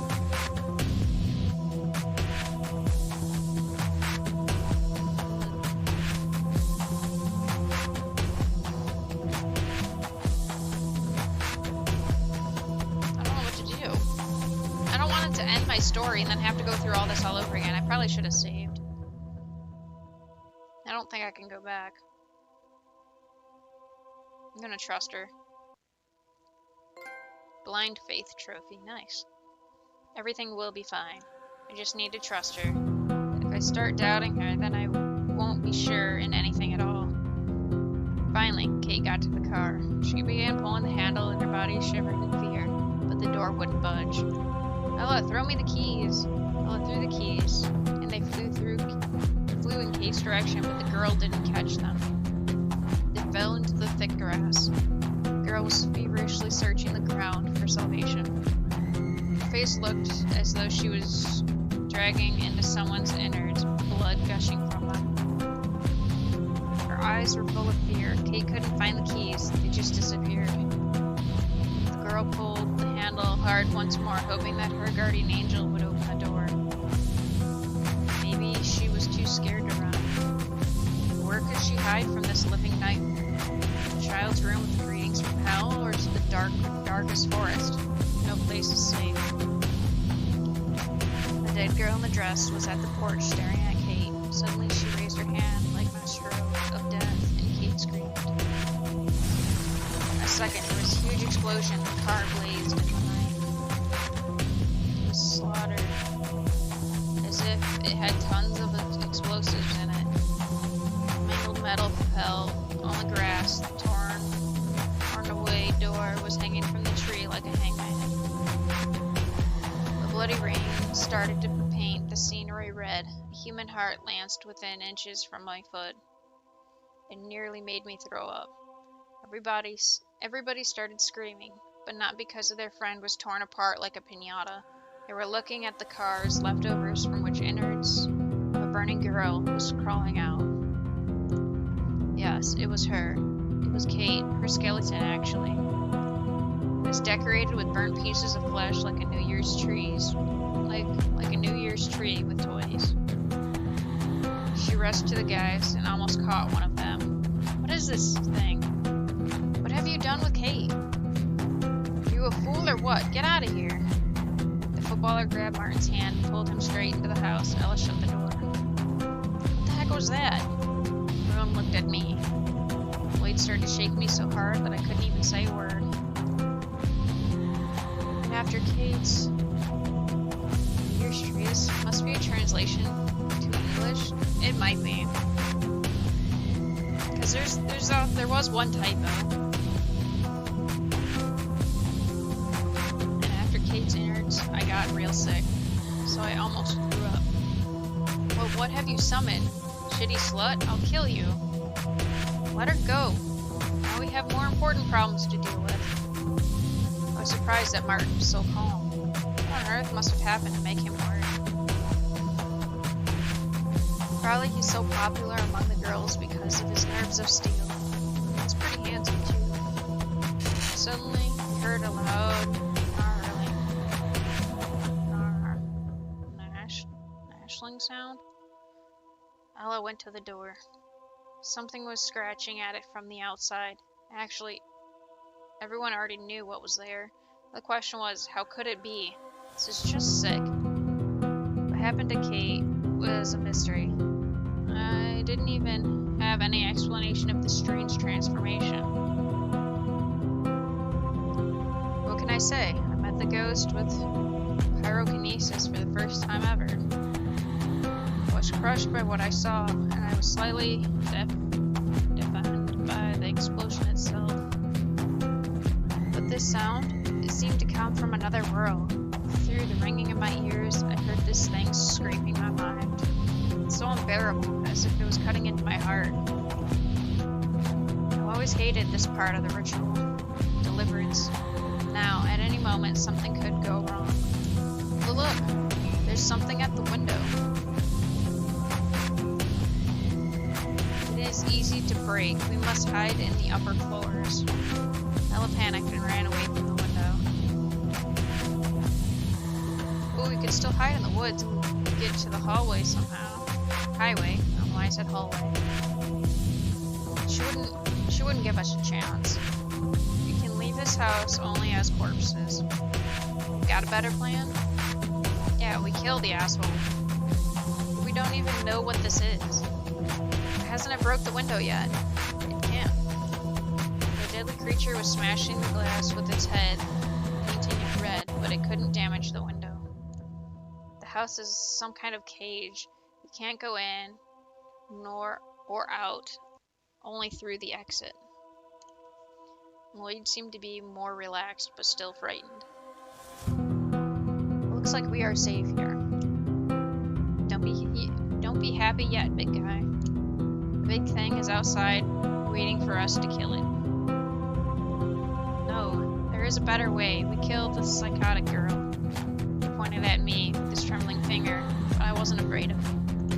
I was afraid of the dead. The hunt had begun. I wouldn't be scared of the manascal fly in the spider's web. Let's kill her. The thing came for her. I know it. She summoned it. You saw everything with your own eyes. Are you insane? I am innocent, moron. You are the only one who made me do it. How could I foresee this shit? I pointed at the window and realized that the creature wasn't there. I began scratching at the door again. Help me, somebody. Oh my god, that's Kate's voice. She's still alive. Are you nuts? Did you miss the explosion, girl? It just can't be her. Use your brain. No way, don't touch the door, idiot. But it was too late. The skeleton's hands caught the girl's wrist through the door wide open. Gotcha. Martin looked like a baseball bat and rushed to the girl. Martin took a baseball bat and rushed to the girl to hit the skeleton's hands, clutching Ella's wrists. Heard a loud crack. Someone just got their teeth in a real tough cookie. Martin fractured the girl's radius bone and it fell on the floor, smashed. Radius bone and it fell on the floor, smashed into pieces. Dead Kate tried to catch Ella's throat by the other hand. Martin pushed the door and it cut off the monster's limb. Heard a loud shriek from the other side of the door. It was so loud that the glass should break into pieces. The glass should break into pieces. Then the bones on the floor turned into little bugs. Ew, that was gross. They crawled to the door, got under it, and left the house. Where did you get that, dude? I thought that if we would be in the middle of nowhere, we should have something to defend ourselves. So, the baseball bat could be useful, and it was. Thanks for saving me, but why are you so calm? Your girlfriend is a living corpse. That is strange. I agree. Very strange indeed. Do you know why I don't panic? Because we panic, we die. Understand? Or do you think I have something to do with it? You are so cold-blooded. It isn't normal. I mean, you dated for months. She was cheating on me with Olsen. Behind my back for weeks, okay? Kate was a slut. And slut dies. I didn't want such death for her. I mean, it was too much, so I cut it off, will you? Why didn't you say anything, baby? I thought you just wanted to screw me behind Kate's back. That's okay with me. You are cute. It was my revenge. I think I couldn't resist such a girl, sweetie. Okay, lovebirds, what should we do? We will kill you and this nightmare ends. We can't kill her. She's the only one person that knows what is happening. Who else knows something about ghosts and monsters? Everyone was silent. I know some things. Even a handful of power can be deadly. So let her start talking, or I'll break her neck. So, how do we kill it? It's not that simple. And what it is? He can be killed by this thing? Ashley, you must help us. It'll be the best birthday present. What do we know? I can't get inside, and it can't get out. I agree with Martin. We must kill it. How? I have no idea. Right now we are allies. We had something in common. We wanted to kill this thing. The reasons were different. I thought I still wanted to get out of here alive like the others. That made me want it dead even more. That was the most important part of the ritual. Otherwise, all is in vain. I closed my eyes and saw myself standing on the floor covered with stone crumbles. I saw the rays of sun stretching to my eyes through the glass windows of the abandoned factory. I heard the howling of the steel pipes looking down at me like judges. The machinery, the tools were quiet. Oh my goodness, the machinery and tools were quiet. It was too quiet. So I felt their gaze upon my back at every minute. They were watching me with genuine interest. What will she do next? My quiet voice rose upon the graves of silence. The sharp string of my voice cut the stitches on my mouth. And I could feel the dead hallways and speechless rooms with my screams. So I asked her, how should I kill it? I'm afraid this time you're on your own. Her icy smile and demonic gaze made me feel goosebumps. But could she be blamed? She was on. It was the other she. And I didn't like the changes that happened to her. Gave me the chance. She gave me the chance, and I used the opportunity. I had no choice. The other path was just a delusion, and the road sign points only in one direction. Even when I tore apart the monster's body and took the pacemaker out of its rotten guts to destroy it, I still thought that it was my life, and I can make things right. But my life already belonged to her. The choice was made. The game began. I was engulfed by the memories, but only for a minute. In a second, I already knew my next step. When ghost hunting, people often use amulets or spells because it is impossible to damage ghosts physically. They're kind of dead and not even here. They are the past that can be reached by the present, but I can. I have a spell that will do just the trick. That will give the ghost girl flesh for a moment, and the monster, I had no idea what to do with it. This will be enough to finish the ritual successfully. I couldn't tell the guys how the ghost should be killed, tell about the object which connects the ghost to this world, because the plan could be ruined. I don't want them to pull the trigger of my gun. It's only my task. The materialization of a ghost is my first step. The assassination of the ghost is the second. But all of us must use a spell, or it will be too suspicious. And by the way, the material enemy will give them hope to win, but hope only. They will be along my side so I can control them, so they won't be running from me or the ghost, and that's good. But of course they couldn't kill it. She would grant flesh to the ghost, but if they cut out her name on their skin. She will grant flesh to the ghost if they cut out her name on their skin. I have an idea, but I'm afraid you won't like it so much. I don't like it already. Can you make it worse? You can't make it worse.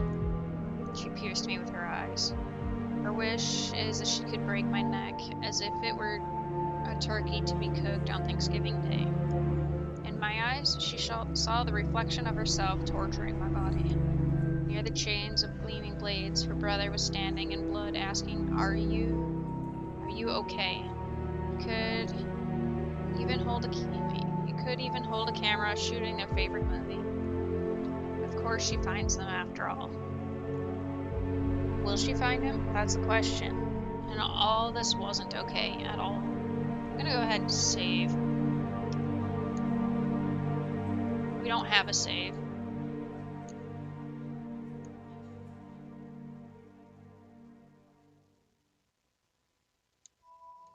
I feel someone's present in this house. Suddenly Lloyd's eyes became red coals. He rushed at me like a speeding train that couldn't be stopped. You're out of your freaking mind? Do you see what you've summoned? Did you? I peeled off the skin of her face back at the nursery. Killed Kate, turned her into that creature thing. Do you understand that you'll kill us all, freak? If they want to help us, the girl's parents. It's our best chance. Great idea. Let's summon a bunch of ghost lunatics so they will finish us quickly. If you ask me, we are already doomed. God damn my freaking imagination. My mind pictured how amongst the candles the gate to hell appeared with the ghost crawling out. It filled the ground, floor, and then the stairs, the first floor, the second. There were so many of them. They needed to divide our limbs into such small pieces, such that Kate's finger is a delicious feast in this dark realm. And before I could see anything so disgusting, my imagination ran out of battery. We don't have to summon them. They want to give us something. As far as I can tell from the words of the girl's father, he can help us to kill the thing. Lloyd was going to do something, but Ella interrupted him. I wouldn't count on some ghost father of the mad dead girl, but it's better than nothing and looks like a chance. I don't like the idea either. But we really don't have a choice. Documents in the desk in his study. He was doing a research on ghosts. Something went wrong and his daughter set herself on fire while he was away. Now she is controlling the monster. It's her new toy. But the Ouija said I had to interrupt her. It was driving me mad. It was such a pain to make up these stories, so I didn't want to get the critical reviews on my scenario. It was Lloyd. Did you forget that already? I think that's the girl. I think that this girl's our main target. She tried to kill us. Maybe the father wants to help, so the father has my point of trust. It's wise. The girl, that's our problem. Wouldn't trust neither little brat nor her old man. If you were so smart, then finish her on your own. Threw the baseball bat to Lloyd and burst the door wide open.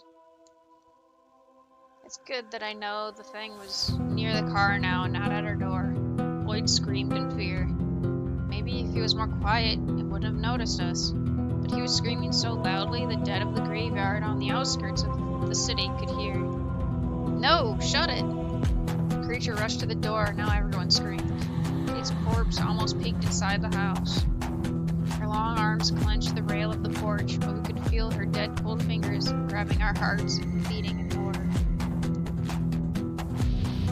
Lloyd was so frightened that I thought the guy would have a heart attack. He hysterically threw the baseball bat at the monster's head and he hid his face in his hands. Martin's face changed. He clenched his teeth, and there was like a different person now. He bared his teeth and pushed me with his shoulder so hard that I almost kicked out of the house. That I was almost kicked out of the house. Don't be an idiot, Ashley. If she didn't hold me, I would be there, outside the house. Martin wanted me there. He wanted to kill me. Maybe he knew something. Maybe he just got sick of me. But there is no doubt he wanted to kill me. Freaking bloody killer. Oh, Martin, after all, he deserved to be punished. What the hell were you? What the hell? What are you already in deep shit? We are already in deep shit. If this thing gets in here, it will be the end. And sorry about that. I didn't mean to push you, but don't be stupid next time. Was he really sorry? I couldn't tell. Maybe he was lying to me. And why do I care anyways? He wouldn't make it out alive anyways. That was so cool, big guy. Lloyd couldn't say a word because Martin beat him up already. It was my favorite bat, just for the record. Martin punched Lloyd and kicked him in the stomach. Ella tried to stop him. I think that he's had enough already. Let's find the document. Martin calmed down.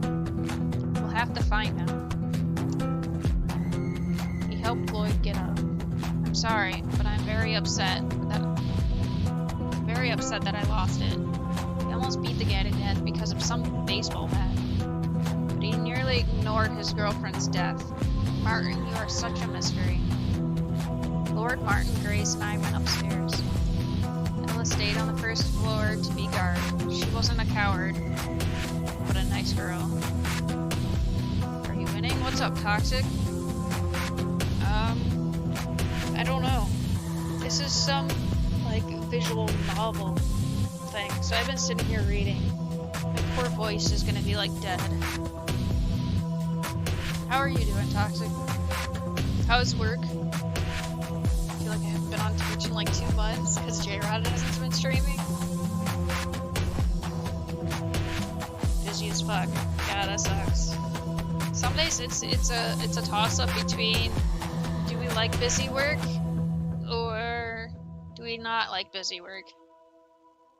It's just work has been busy, yeah. What's up, Sunnyside? Welcome in, how are you? Last time J-Rod streamed, I was gone. Yeah, me and J-Rod streamed part of the Unmaking together. I don't think you were there for that, Morfair. I think you were still out of town. I play games with J-Rod this weekend. Nice. What did you guys play? I already forgot what you guys were playing. Were you guys playing... Was it God of War? Yeah, it was. Okay. Yeah, everything Doom 64 had to be while I was away. Well, me and J-Rod still have to finish the Unmaking. I think I'm on level 16, I think. 17. Alright, next meeting. Oh no. Good luck on your meeting, Toxic. Thank you for the new news. Hope your meeting goes well. Doing good watching this and now writing. Nice, what are you writing? Oh, halfway though? Yeah. Yeah, I'm like 16 or 17. And he's like maybe a level or two ahead of me. Because I'm not as speedy, I guess. But yeah, we'll probably be playing the bonus stuff too, all the, like the secret maps and stuff, but we're gonna have to see it through the feature menu. Which will be after.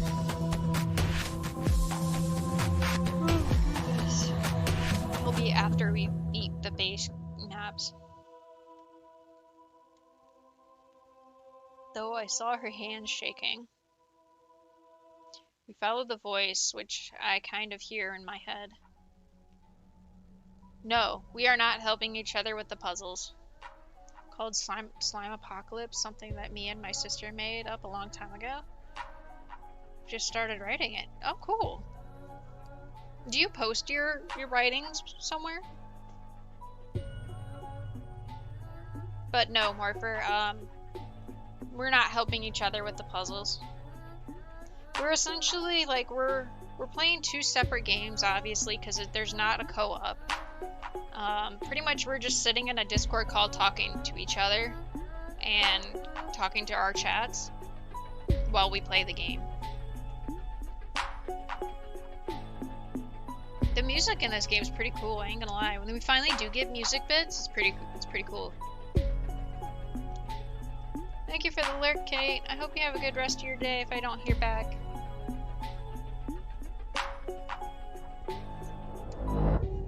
Of course, it guided us to the documents.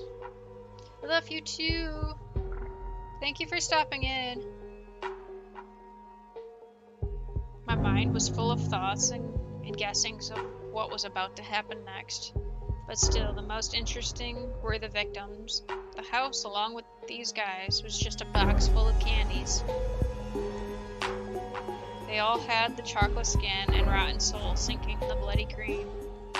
Bones, teeth, and flesh revealed themselves to remind us about the past. Some people try to forget their horrible secrets, others put them in a jewel box and peek inside to remember their true self.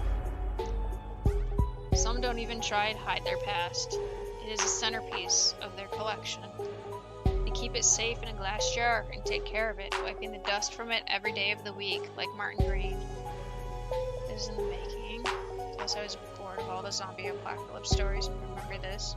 That's what I'm doing right now. I was explaining the different types of slimes you go up against. Nothing cool. Oh, okay. That's still cool though. I appreciate people that write things. Like, people that write stories and stuff to me are just amazing. It's just mind-blowing to me, like, how somebody can just put together a story. Like, I started putting together a story years ago. I started it because I really like Zelda Ocarina of Time. But I didn't want to copy that, because obviously then it's not my own. But I wanted to use that idea of Ocarina, but put in my own characters and my own, like, I don't know, my own little journey. And, like, I don't know, I got like two, maybe 3 pages in, and then I haven't went back to it. It was like a long time ago.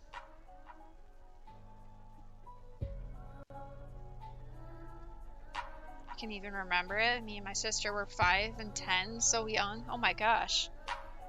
You got some good memory. Either that or you guys talked about it a lot. That's cool though. I wish I had better ability to write stories.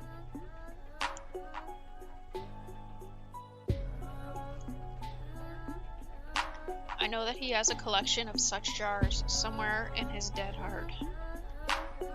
Death is not a tragedy for him. It is his reason of existence. Oh, hello. That's new. You have the right vision of the thing as usual. I was always fond of your way of thinking. As I can read only your thoughts, you are my favorite book, Ashley. Don't screw with my head. I'm not some stupid book. But I have nothing else to do. While these assholes are searching for the documents. Ashley. Just ask my sister since she's near me. And even she doesn't remember how I remembered it. How we remembered it. Wow. That's cool though that you remember. Maybe you can put it into writing.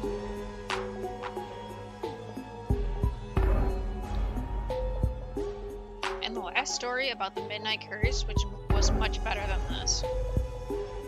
It is not for you to decide which story I should tell. I'm so angry with you right now. We are in serious shit because of your innovations. Two monsters. There's too many E's. Monsters. At a time. It wasn't just the best idea. Thanks a lot. It was just the best idea. Thanks a lot. How am I supposed to kill them? I thought that it wouldn't be bad to make the show more interesting, since otherwise I would be bored to death. You always kill them so easily. Boring. It's not some kind of boss in an RPG. You kill them one. You kill one, the other dies.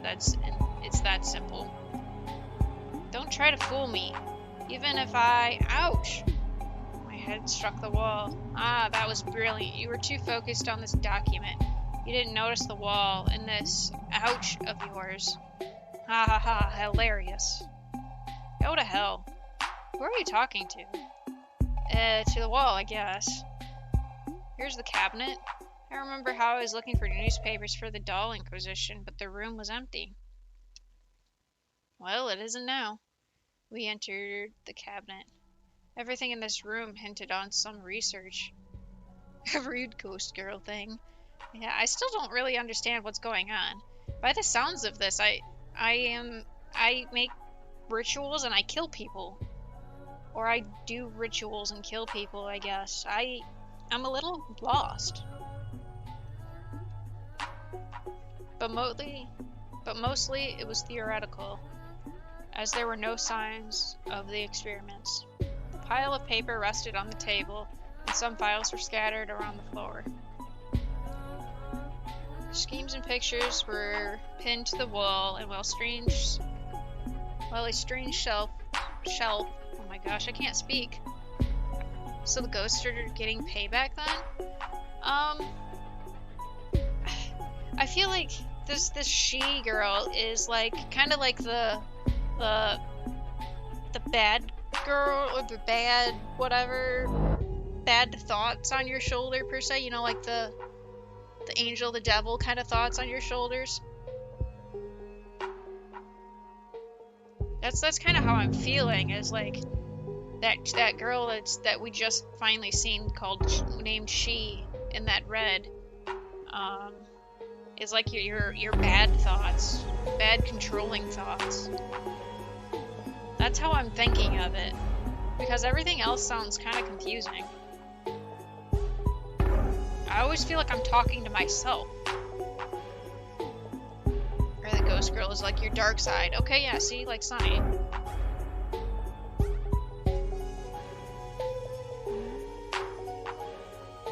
And medicine made me think of this place as a mad scientist lair. One of the walls was decorated by a deer's head, and above it, a shotgun was hanging. They got their picture wrong. So this says in text, one of the walls was decorated by a deer's head. Okay, there's a deer head right there. Above it, a shotgun was hanging. The shotgun is placed below the deer. So that gives me the feeling that there's two different people involved in making this. One person did the text and the other person did the art. And they didn't talk and tell them where things were located. A little disjointed, I guess. That's just me being silly. Over observant. The art was probably commissioned out. Yeah, that's what I would think. But then, wouldn't you look at it and then just change it? Change your text? At least I would have. I don't know. Anyways, there was a door to a balcony in the room, but we couldn't open it. How the room is being explained doesn't do the picture justice, yeah. There was no way out, and Lloyd panicked. He took the gun off the wall to point it at me. What the hell are you doing? We're all in this together. I didn't pay attention to Lloyd's aggressive gestures towards me. I looked at the barrel of the gun and smiled wearily. I know the gun isn't loaded. You won't scare me, boy. I continued to examine the desk drawer and soon to find the document. Her newspaper.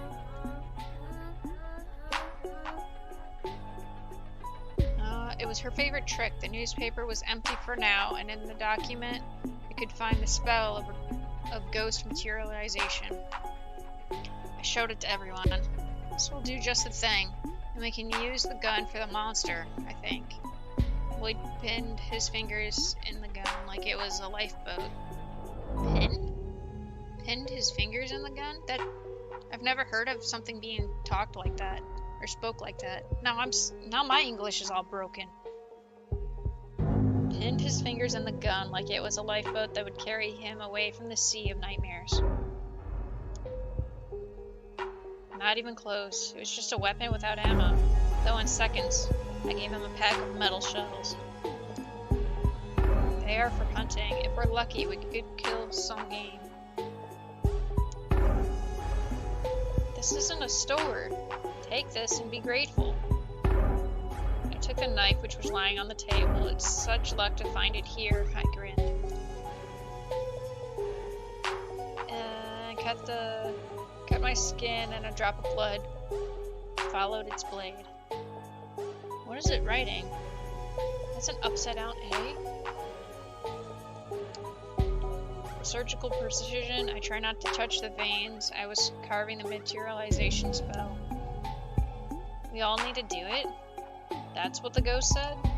I nodded. Everyone carved the spell into their skin but Grace. The girl hesitated to follow my example, but finally took off the bracelet and the knife appeared in her hand. Martin's face changed. What are you doing? Why did you take it off? Put it on. Put the thing on immediately, Grace. What's wrong with you? I can't do it with my left hand. At that moment, Martin clenched Grace's hand and put the bracelet on her hand. Then he realized what he was doing. This bracelet brings luck. You have more chances to get out of here alive. Maybe I should put it on if Grace refuses. You won't dare. Oh! Martin wanted to hit Lloyd, but he pulled the trigger. Martin dodged a shotgun shell and broke the glass of the medicine cabinet. Freaking asshole! Hey, calm down, both of you. I don't give a shit about the bracelet. The girl smashed the present on the floor and took the shotgun. Lloyd, you idiot. You almost killed Martin. You should be more careful with that. Lloyd looked very guilty, and Martin, as if nothing had happened, took the bracelet and put it into his pocket. Never mind. Are you ready, guys? Grace wiped the blood from her skin. Yes, now I'm ready. We heard her scream and got past all of our disagreements at once. It was time for us to go down the stairs and face the danger. Chick, chick, chick, haha. The scene that I saw was terrifying enough. Ella curled in fear beside the wall. The door was wide open. I like this music. But for some reason it doesn't really fit. I don't feel like it fits what's going on.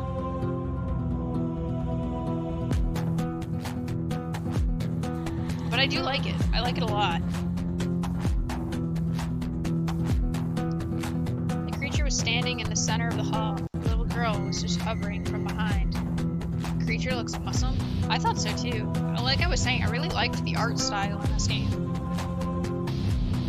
Her fingers seemed to squeeze invisible threads, the ends of which were sinking in the remains of the human flesh on the skeleton cave. Only now I noticed how chaotic and quick the movements of her head and body were. It was like a poorly staged play. I'll kill them all, with a story so shockingly bad that it seemed the creature itself didn't know what to do with all of those screeching teenagers. Oh yes, we utterly screeched.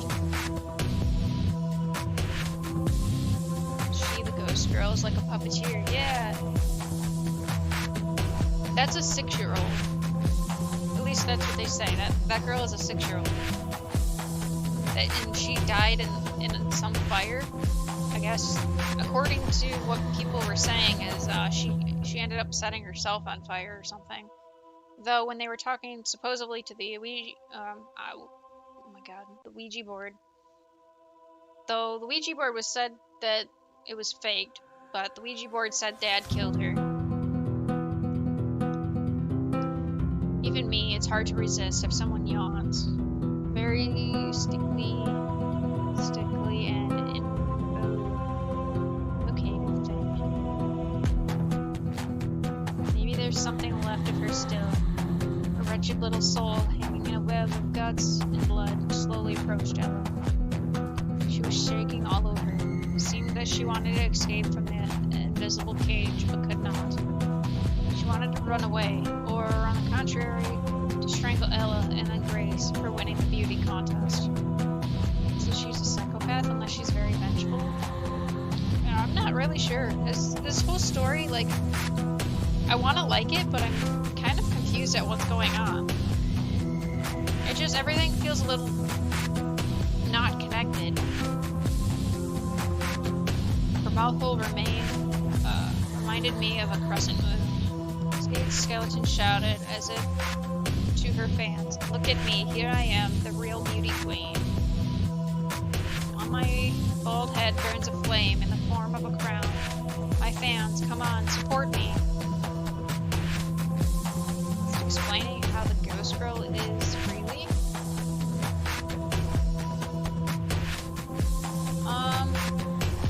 So, from what I remember from the beginning here, all the way from the beginning, I was how the ghost girl is feeling. Autocorrect, it's all good. Not really. It didn't really say anything about how she was feeling per se. But from the beginning, what happened so far pretty much is me and a group of friends walking through some dark woods on our way to this house for some birthday party. One of my friends' birthday party. I guess I know how to summon fucking demonic shit, I guess. I do rituals. I have done this before, apparently. None of my friends know this. And we got into this house. We did a ritual circle. What else happened? A lot of things were kind of faked to be scared, to scare the others. Except for this. So we did a ritual circle with everybody. We did the Ouija board, which was said to be part of a trick. It didn't actually do anything, except it summoned this girl.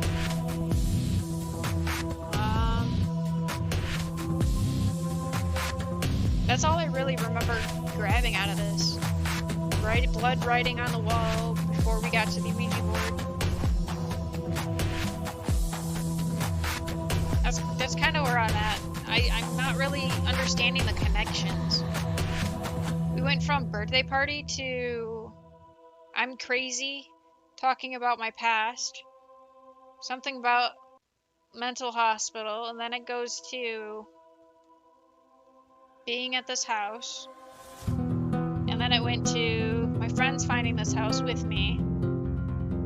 Trap, maybe she wants to kill them to be set free? Maybe?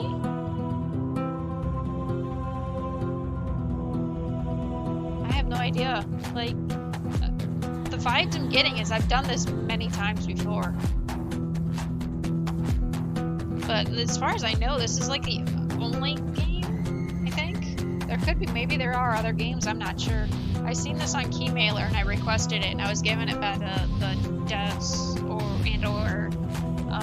publishers to play. So we're playing, well, reading. We're reading it.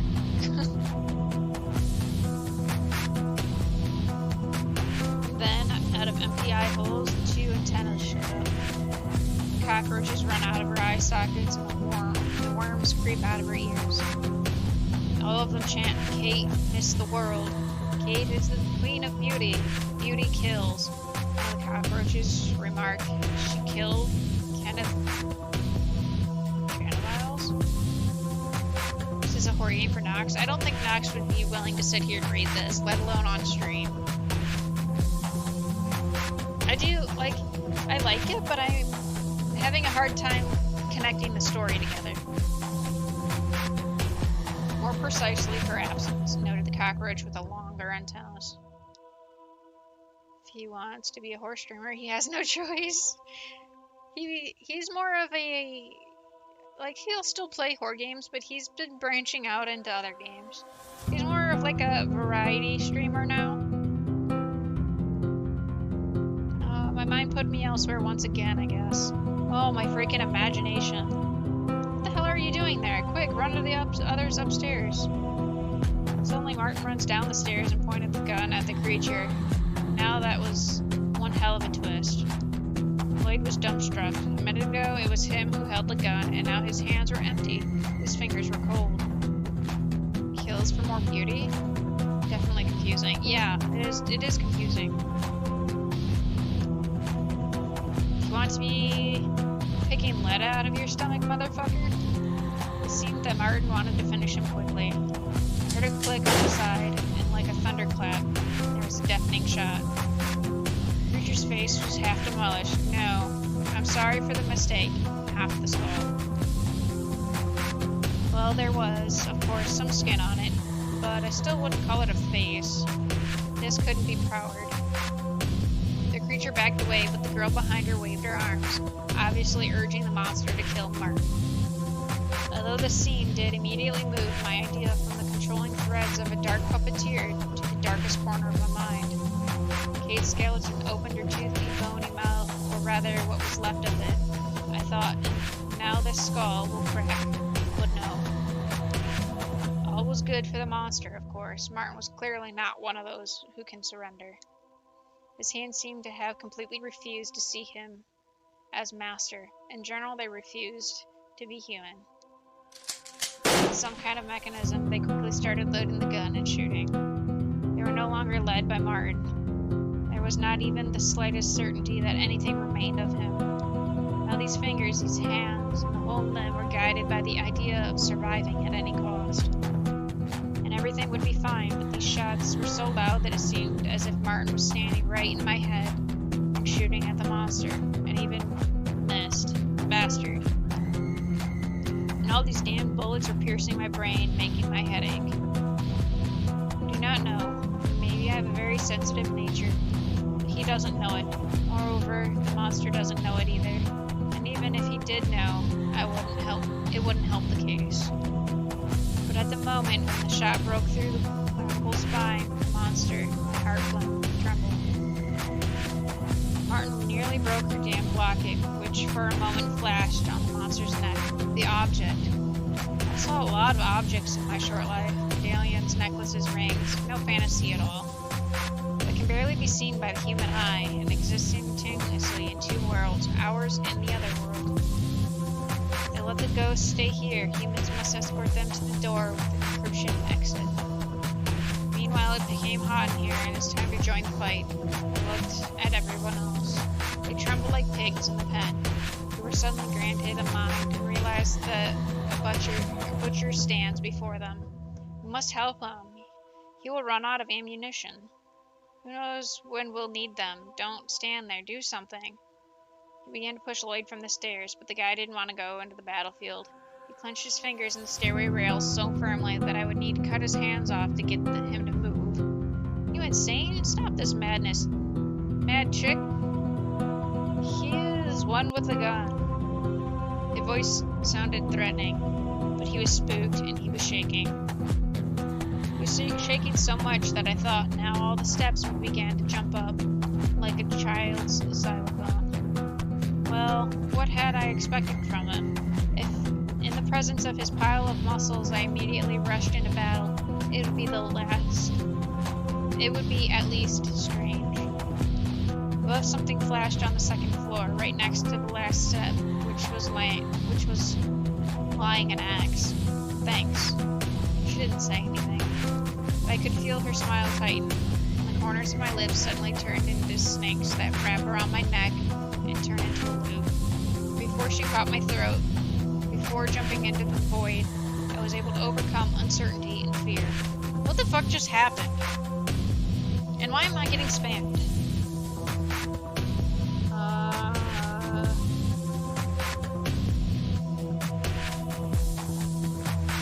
Okay. It's a group chat. Literally everything just went apeshit on my phone. Fucking 5 emails, 7 Twitch notifications, a billion Discord notifications. Okay. My phone and my watch was driving me nuts. I thought it was an emergency or something.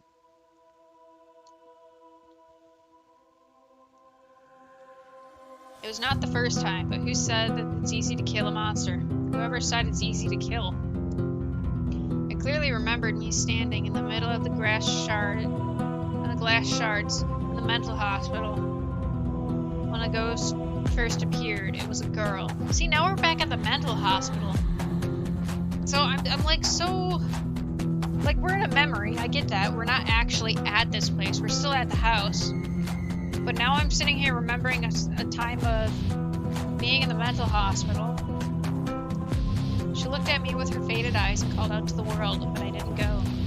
I poked a loaded revolver in the object.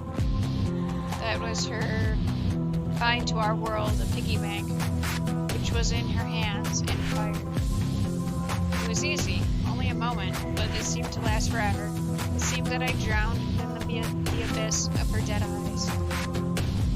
I had fallen into her dead brain, got lost in a labyrinth of convulsions. All these thoughts whizzed through my head. My instincts were quicker than my doubt, and almost instantly. In order to change my mind, I rushed to the axe, and then went down to Martin. Shoot the legs until you break them. It sounded at least like an order from the commander, and probably more because of how it did sound rather than an actual logic, so the guy did. A swarm of metal spears flew from the muzzle. A shot struck from the bottom of her leg. One of the balls was stuck in her patella, and at the same time, it was in my head. Huh? One of the balls was struck in her patella, and at the same time, it was stuck in my head? 2 more balls were embedded in the bone. The rest fell behind the creature. A few more shots were fired, but the bone didn't want to break. I already wanted to say, what the hell, man? Just give me the gun. But only I had to break the locket by all means, while pretending that I had chopped off the creature's head. How difficult is it? How difficult it is, damn it. I swore to myself that this asshole didn't bother to fight off a dead sinner's leg. I'll cut it to pieces. But he could not do it with 2 more shots. I was all ready to admit that he did not shoot at all with bullets, but with their shadows or even ghosts, and maybe just missed. In general, my appearance began to shorten, forcing me to slaughter a bastard. A miracle happened. Finally, I heard a long-awaited crack. It was like, she frees them from the objects they may have. Yeah, I guess. They keep saying that.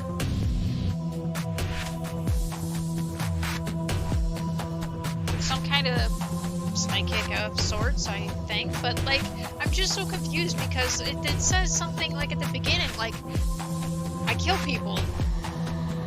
But I'm like, at the same time, so I kill people and free other people? Or, like, I'm lost.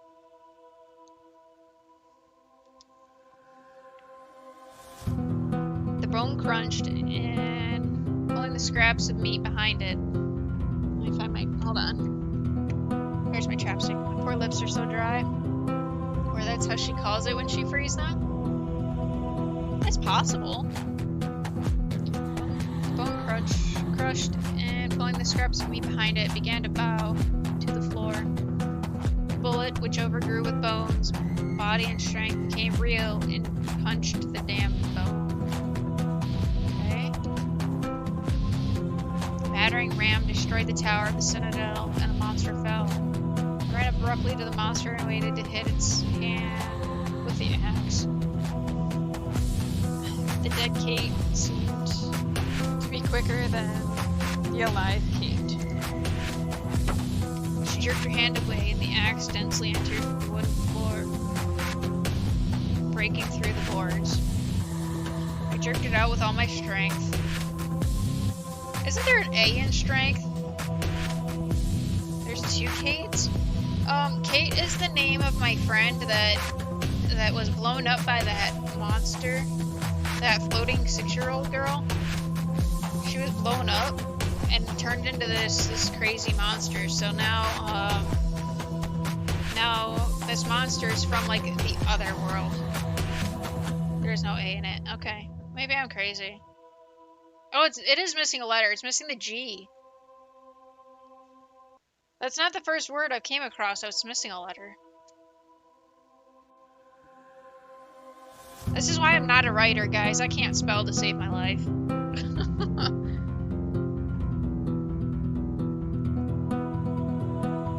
But there is still missing a letter. Her laughter was heard. For a second, it seemed to me that a sharp row of her... Why is her capitalized? A sharp row of her teeth flashed on the blade of the axe, and she smiled. That's how I am. My handwriting is messy. My handwriting is super neat, but extremely small. What gets me is my typos, or my lack of spelling. See, there's a G in this one. There was definitely a typo. Perhaps it gave me strength, and maybe she decided to help me. I do not know, but I managed to free up the axe and bring it back for a blow. God damn. As a sentence, the blade fell to the head of the creature. Heavy metal cut through the cervical section. If I did not cut the medallion with my next step, this monster could be reborn and come with renewed strength. And we do not need this shit. But to hide the exact direction of my blow, I began to beat the creature more and more, pretending that I was hysterical and that this was happening. That what is happening is just driving me crazy. Inch by inch, the skin on the head and the skeleton began to appear, and soon I saw Kate. Her head was still separated from her torso, but the wounds were healed. There was a cry. It was the ghost girl. I did not pay any attention to her. The blood poured over my face. The fingers tightly squeezed the axe. This trick of hers I saw for the first time. She does not cease to amaze me. I felt the cold energy began to fill me, as if my body was under ice.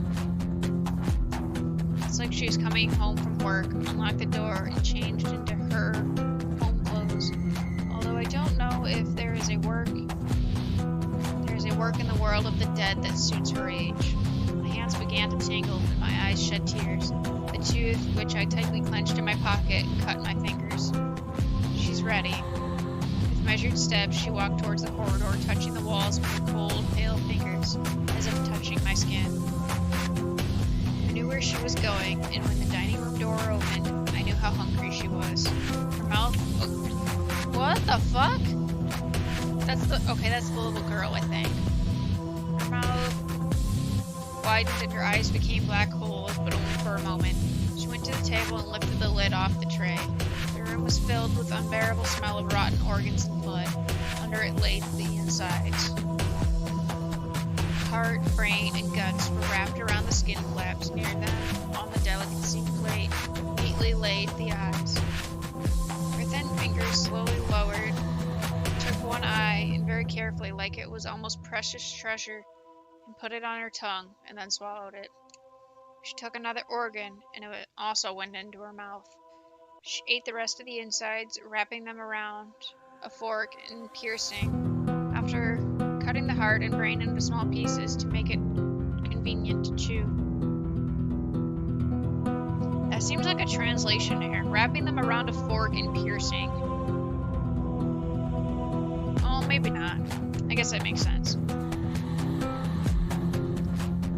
Envy with a taste of contempt and a cold blood blood is an ideal combination.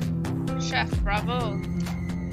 I swallowed. I didn't like these images in my head at all, but what could I do? I've always said that I have too lively of an imagination. She always used it against me at any convenient moment. All the time it seemed to her that everything was too simple. The drama scene was too little. Since we're not doing this very often, we must savor every moment, enjoy every second. Perhaps she wanted to share her happy moments with me, but in any case, this scene in my head almost made me sick to my stomach. Did you see it? She became human again. Martin looked at me. He didn't lower the gun. Yes, it was too fast to comprehend. There was a moment when I thought that I'm already dead, or that this is just a very bad dream. But we didn't have a choice. Good job, Ashley. Nice, we need to get out of here. Everyone rushed to the exit. What the hell? When their hands finally reached for freedom, the door closed shut. I didn't look at it, as I knew there was no exit. No, that can't be. Shit. Martin aimed at the lock and made a shot at another one. And then she saw the holes in the door, but the lock remained intact. The guy looked through it like there was a transparent tape. Through the chain, scratches were seen not too well. It was clear that there was a ghost-like. It was clear that they were ghost-like. What the hell? You did this, freak! I saw that Grace wanted to say something, but she didn't. If she did so, her brother would be punished. I was no pro at kidnapping, but I need to gain the control of Grace by any means. Oh yeah, we kidnapped her brother. There's that too. But I don't know where that came into play. It just said that I kidnapped. It didn't even explain anything about it. It just happened. So as bait, I held her brother as a hostage. No, of course, it was just a trick. It was her brother waiting to prank his sister. That was handy. Lloyd punched Martin in the face and the guy fell down. This mad bull ripped the weapon from Martin's grasp. It's my payback, you asshole. He pointed the shotgun at me, and for a moment I thought I lost. But he seemed so confident in his power that he was about to make a mistake by underestimating me. I don't need bullets because I don't want to kill you. Hit you with this damn thing until you tell me how to get out of this shit. Grace smirked, even without her tips. I was in danger. But I understood what I was doing when I agreed, and Lloyd had a lot of reason not to trust me. As then in the factory, the control center had not exploded, which should not have been working. By the way, I would have been cut in two. Which should not have been working. I'm confused by that sentence, but I'm going to continue. He was already stepping in my direction, throwing up his gun. I was scared. I was not afraid of the pain that he would cause me, but the consequences of failure that could shake the most daring imagination. I began to slowly climb up the stairs. Come to Daddy, Ashley. Lloyd looked at me with his envious eyes, like I was his prey and I couldn't even understand. He wanted to rape me and then kill me, or vice versa. I hate that word. I absolutely hate that word. For reasons. I could not imagine what was happening in his head. The thoughts were behind those eyes, sharp like blades, that would strip my body. I realized that I was wrong. Still, it was scary, very scary. It was simply insane. He was devoured by the idea of killing me, destroying me. All of his gestures told me that he wanted blood. His teeth flashed in the light of the pale moon, and his fingers, like the claws of a bird of prey, dug into the railing. He said he would beat the information out of me. That was far from the truth. More precisely, he would do something terrible with me, right after he receives the answers, and they would not satisfy him. Although even if the door had opened, he would have killed me, probably. He's a notorious killer. The number of his victims is 2, and now I heard them. They were near. With each second, he was getting closer to me, and he also took a step forward. Lloyd had completely gone mad. He quietly laughed and began to sneak up the stairs, as if afraid to frighten me. He's a hunter, and I'm a game. But all the same, he could not stand it, and he threw himself at me. He grabbed me by the hood, almost pushed me off the stairs. He wanted to hit me with his head. On the step to cut my skull. God, how he wanted to see my crushed brain, to step on it and climb up the career ladder of a killer to go even higher. He wanted to, but had to hide his desire all these years. Martin is not as mad as him, although I'm sure he has a lot of victims behind him. But Martin killed them neatly with love, if I may say so. He counted them and remembered forever. As for this psychopath, he killed once, and ever since then he could not remember the taste of blood, as if he was afraid of something. But he is not afraid anymore.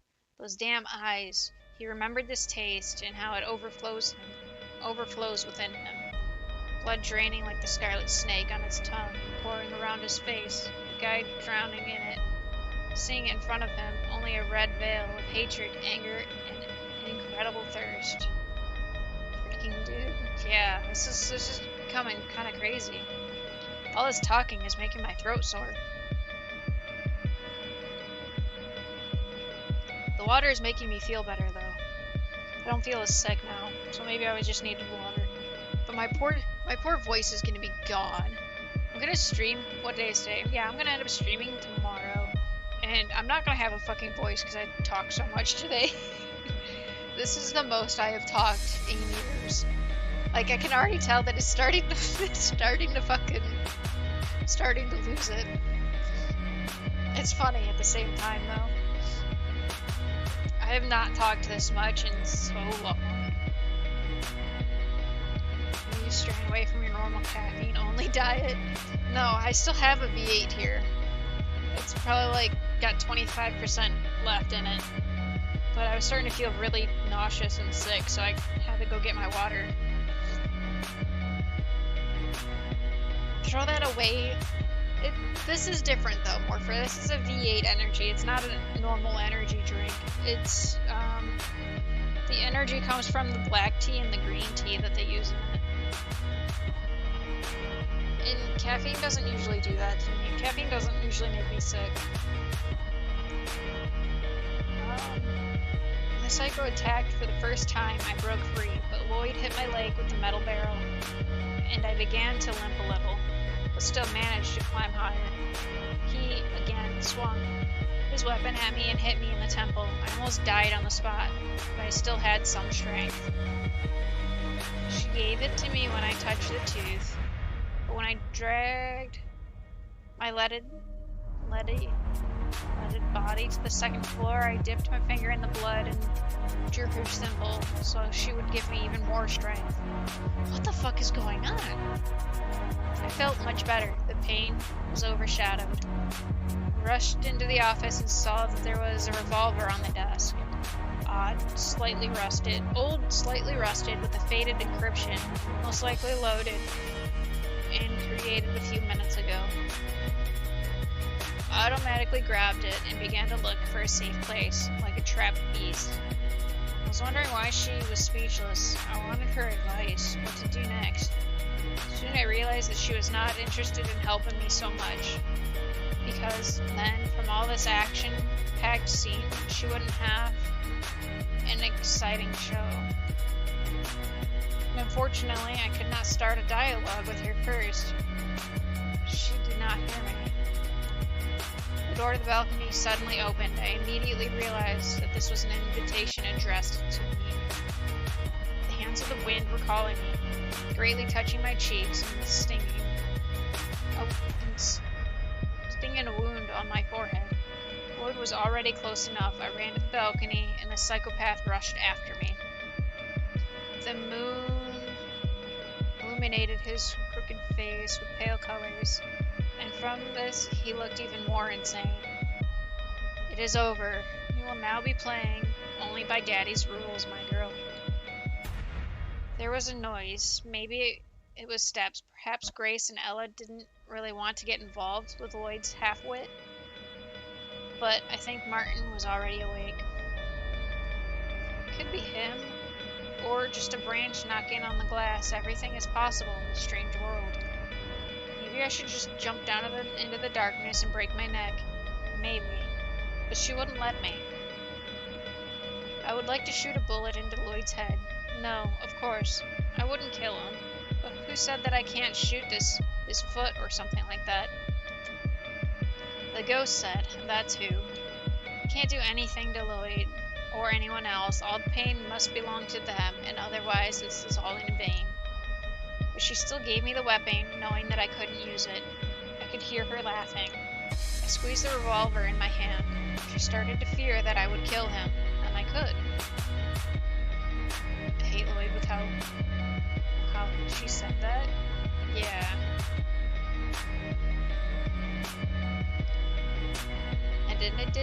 And I did not have to answer for any actions anymore. He, not she. Yeah, I got you. To hell with the deal, just kill the motherfucker and come what may. God, how my temple hurts, and how he pissed me off, and how he pisses me off. The moon lit up the balcony like a searchlight, brightening the scene, and the show was about to begin. I already heard them. They were close, right behind me, down there, under the balcony. I leaned over the railing and felt a cold flow of air coming from below. I aimed at Lloyd and took my hand away so the bullet did not hit him, but then pulled the trigger. Do you want to kill me, idiot? Go ahead, shoot. I took my hand and pressed it to his chest, squeezed my finger on the trigger. Click. Misfire. I'm immortal. My deeds are immortal. You can't do anything about it, you freaking witch. I snatched my hand away and threw the revolver from the balcony, so as to not accidentally wound this motherfucker. Lloyd came at me and put the metal barrel to my temple. Eeny, meeny, miny, moe. Catch a witchy girl by the toe. If she cries, don't let her go. Take a knife and cut her throat. He felt silent. His hand, holding onto the barrel, weakened. His eyes, instead of madness, they clearly showed fear. Someone grabbed his hand tightly. It was a dark-haired girl. She quickly climbed onto the balcony, and a young guy followed her. Since the balcony was quite high, I had no doubt that these couple were ghosts. They both had the same tattoo as Lloyd's, a lizard. The girl's hair was thrown back by the wind. Her white neck gleamed from the reflection of the pale moon on the glass. Is that Tom? He didn't say a word. Perhaps they had something to say to him. Only their mouths were stitched up, as always, a frightening image of a vengeful ghost. Their glassy eyes reflected Lloyd's distorted face. Perhaps if the seams had parted, they would have screamed in pain or despair. Lloyd stepped back, but the spirits are already gone. The ghost left me alone with the mad guy. It was strange. I thought that they were now teaching him a lesson. I could feel how they rushed to him to finish him off. She seemed to hold them back. They were like chained dogs who can't resist the will of the other mistress. Lloyd clenched his teeth and tried to hit me on the head with the weapon, but I dodged it. God damn you frickin' games again. You can say my name and let me in. Then I'll finish the boy myself. I bent so Lloyd could throw me across the railing. The crumbs of pain fell on my hood. Now you will have them, only using the hook. The guy grabbed me by the throat and slowly began to lift. Very light, so it's easy to throw me from the balcony. Well then, let me delay the sweet moment of denouncement a little. Tension always arouses my interest, you know. Help me, goddammit! Okay, now have fun. Lloyd's wrist hurt. He released me. I walked away from the railing. Heck. It was very difficult to dodge his attacks. Lloyd was very tough and strong, yet he was insane. Everyone knows the person who is off his rocker is much stronger than normal. He grabbed me and threw me on the ground. I already thought that I couldn't get up, but touching the tooth, I could. Then I realized counting this madness is meaningless. I need to run away from this monster. Moonlight passed along the rails of the balcony. Behind them was a window. The window seemed to come out of the wall of the house to admire the scenery. A dark forest of which I couldn't see a damn thing, and a moonlight that scrolled along the branches and the crowns of the tree with its pale legs. I pushed Lloyd away and ran to the railing. Climbed up them. Adio! Welcome in! How are you? I hope you are doing well. I climbed on them and jumped, putting my hands forward. They sharply grasped the protruding edge, but at the same time I banged my head against the stone, so I almost unclenched my fingers. It's a little too loud for my voice. I can fix that. I think I'm starting to lose my voice, so I apologize.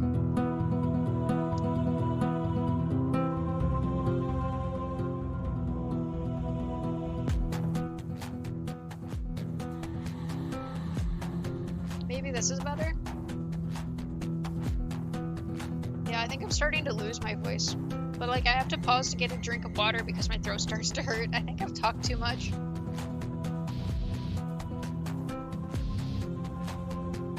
I mean, I can also move my mic closer to my mouth. Is this better? Like leave it here and maybe this is better maybe? Always hydrate. Yes. My voice is not used to talking this much. Like I just said a little bit ago, this is the most I have talked in years. And that's not an exaggeration. We've been talking nonstop, reading text for almost 3 hours straight. Rip, yeah, my voice is gonna be dead. But that's okay. That's alright. So as long as this audio is better, we shall continue. While I'm here, I might as well save.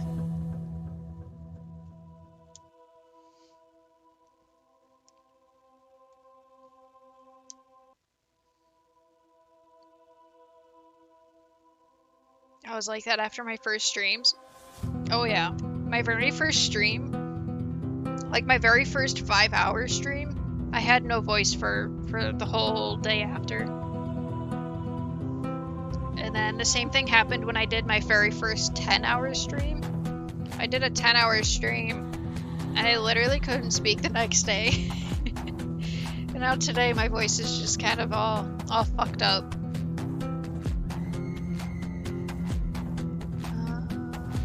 Okay, we read this one. Spitting blood into the dark abyss of the night, I began to strain my hands. To pull myself up. All of my muscles ached, but somehow I did it. I felt dizzy and nearly fell down again. My self-perseverance instinct worked just in time. My hand gripped the ledge into which the columns of the balconies of the 3rd floor were driven. I clung to it with all my strength, and again, feeling the pain in my joints, I pulled myself up. As soon as I climbed up under the balcony, I immediately fell onto the cold stone floor. There was a knock. I jumped, and leaning over the railing, I saw Lloyd, who was hanging on to the ledge. I stepped back. Stairs! I saw her while I climbed here. 2-hour stream is 4 max. I always have to leave to go do something. Yeah, I have to set aside time to do my long streams. And by that I mean I actually have to wake up early. In order for me to do a 10-hour stream, I have to wake up and start streaming at 8 o'clock. So then I stream from 8 to 6. But it was a mess. Yeah, mine wasn't too bad. My 10-hour wasn't too bad. We finished, I think, 2 games on stream during my 10 hours. But it was really hard on my voice. If I do another 10-hour, I don't think I'd be able to talk quite as much. I ran up to her and quickly, despite the fact that my whole body ached, I climbed to the roof. I have nowhere to run. Maybe it's time for the show. I think you alright? Her voice sounded offended. It's just like I took a toy from a child. Well, excuse me, the toy, clenching his teeth like some kind of mechanism, climbed up to me on the roof. Of course, Lloyd was a toy. Because I was an instrument, he ran at me.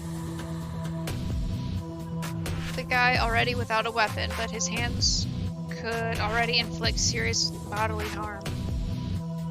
Or maybe he'll just throw me off the roof.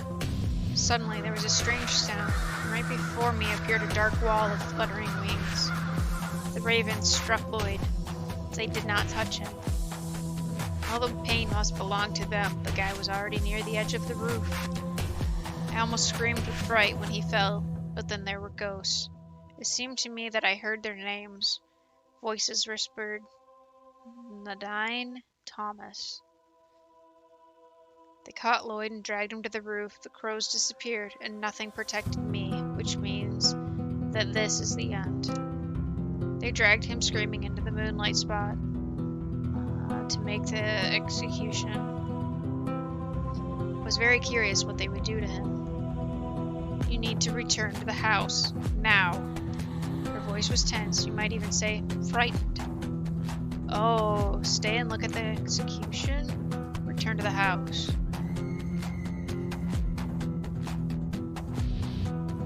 You know, it doesn't let you bring up the pause menu? It doesn't. Okay, so that would be something you would have had to say beforehand. What happens if I stay? I'd probably die, I would assume.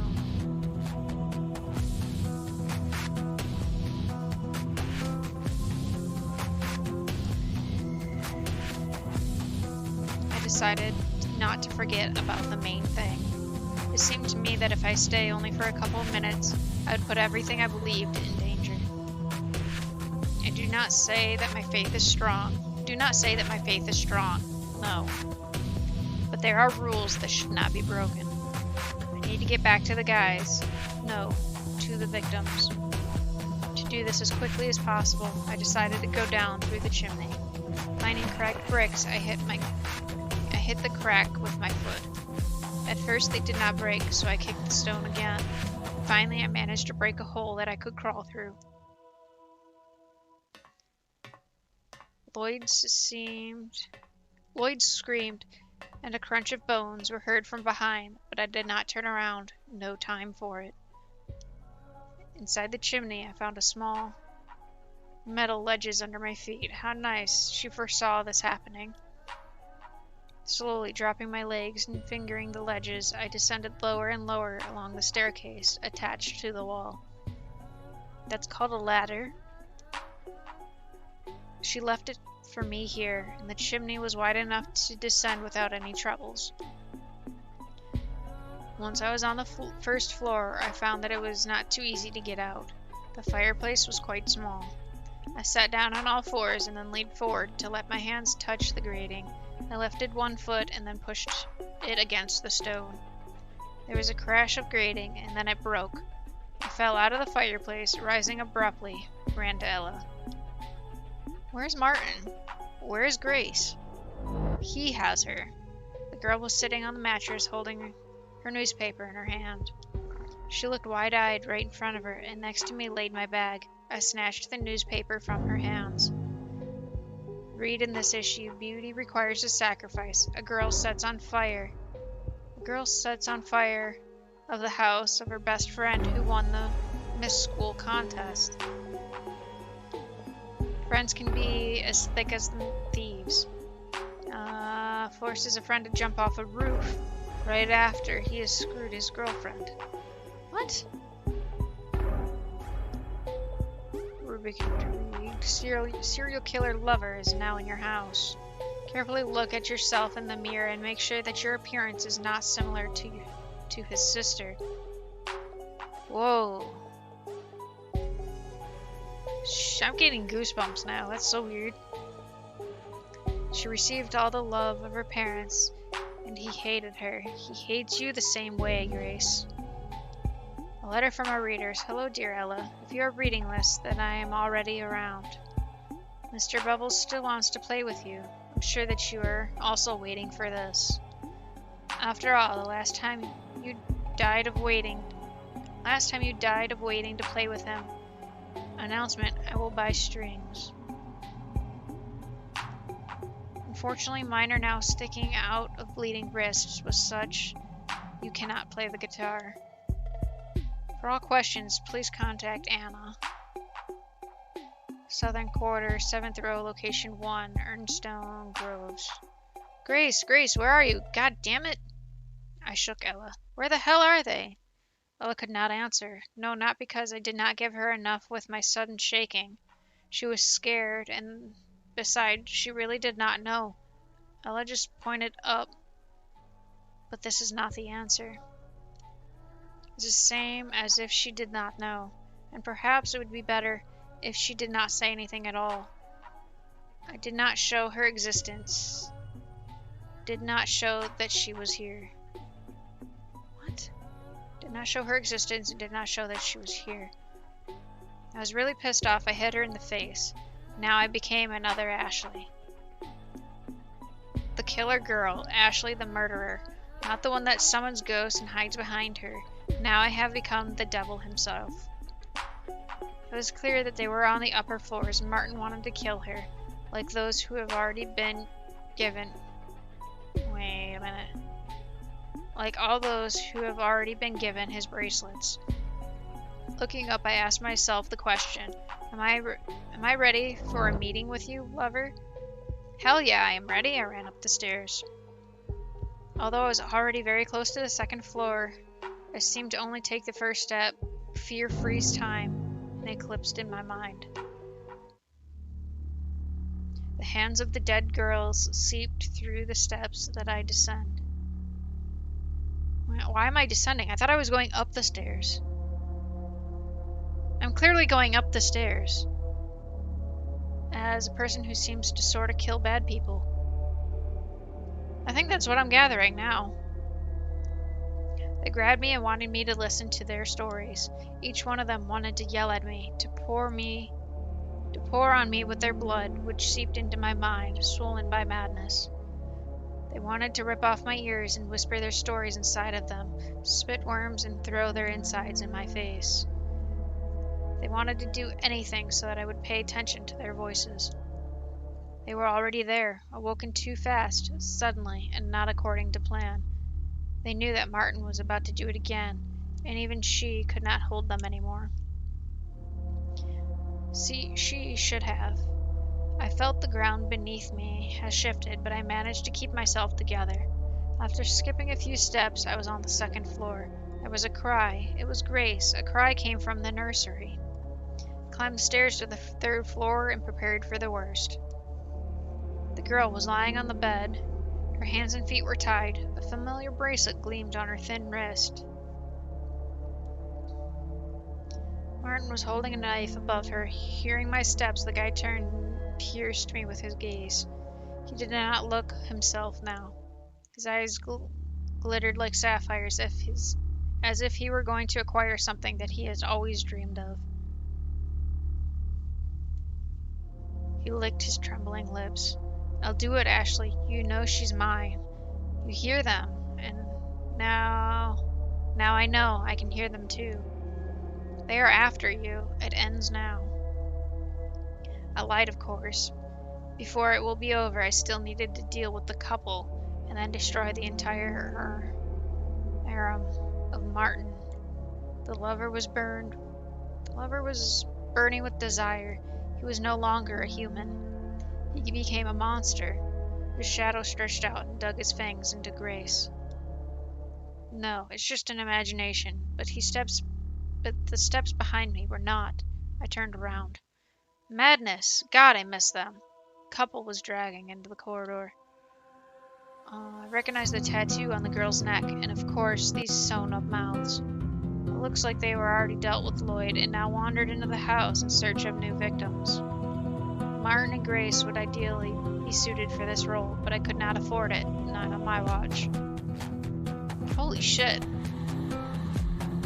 Right in front of me, as if I had become the very epicenter of the events, was a girl who once belonged to Martin and Green and belonged to her.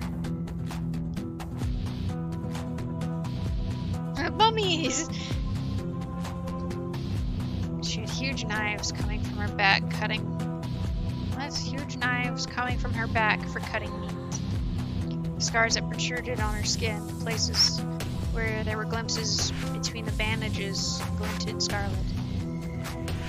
She smelled of medicine and blood. Jane was holding the bandages in her hands, which were twisted with snakes, on the necks of the other girls. They looked like dogs on a leash.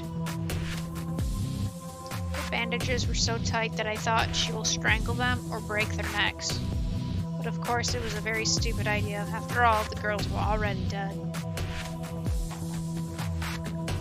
I saw only 3 girls who began to approach the couple, but felt the presence of at least 10 or even more. Having examined the commander girl more attentively, I saw that there were still bandages stretching from her hands. His victim's the one in command? I'm trying to make sense of it, but I'm still kind of confused. 5 of them, 5 on each arm. They waved in the air with white waves. I heard a soft tapping. These are gold, silver, and plastic bracelets that knock on each other for a second, and my mind seemed to be in a different dimension. I saw girls in a strange dance. One of them held the hand of the other. She grabbed the stub where the hand used to be. The other clung to the protruding bone. The third touched the wall with a finger and wrote, "Martin Green, do you love me?" And then her hand slipped and wrapped around the guy's neck, but she could not kill Martin. Not until Jane commanded her to. The couple was, at first, confused and scattered, shaking their heads. The girl tore off the bandages and leaped forward, exposing sharp teeth. They were digging with their fangs into the bodies of Nair, Nadine, and Thomas, trying to tear them apart. They could not kill them without destroying the binding object's tattoos. And I could not allow this. Nadine, who sat on her shoulders, was not able to balance herself and collapsed from the steps rolling towards the second floor. The glass bracelet broke from a strong blow, and the girl with the cry disappeared. Sally, one of the lover's victims, spit out her tongue and cut it around the neck of a girl with a tattoo. Thank God she did not touch the pattern. Spit out her tongue, cut it around the neck of a girl. That doesn't make sense, but okay, continuing. Nadine managed to dodge and ran downstairs. If Sally, who is now Slip's grave of the Instrom Grove Cemetery, saw such a picture, she would certainly vomit. I think more typos. Yeah, I think so too. I feel like this is translated a little poorly. If she saw what became of her, she would share her bracelet with the crows who visit her grave every day, that is for sure. Took one of the knives, pulling it out of Jane's back, and rushed to Martin, bewildered by what was happening, to hit him in the temple to neutralize the bastard. Jane Green turned to me. Her eyes were covered with bandages, but I knew that her look was definitely unkind. All the pain belongs to her and the girls. I can't kill Martin, but since the blow was not so painful, it seems that she forgave me for this. So thanks. I rushed out of the room and ran downstairs to the first floor, following Nadine, Thomas, and several girls from the horde of Jane. Running down the steps, I saw Sally stand upright. Honestly, I thought she would remain crawling on the floor, on all fours. Still alive over there?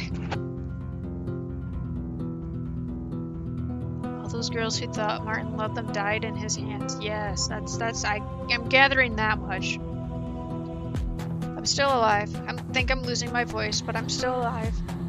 My character in game is still alive. Gotta take lots of sips of water to keep my throat from being too dry.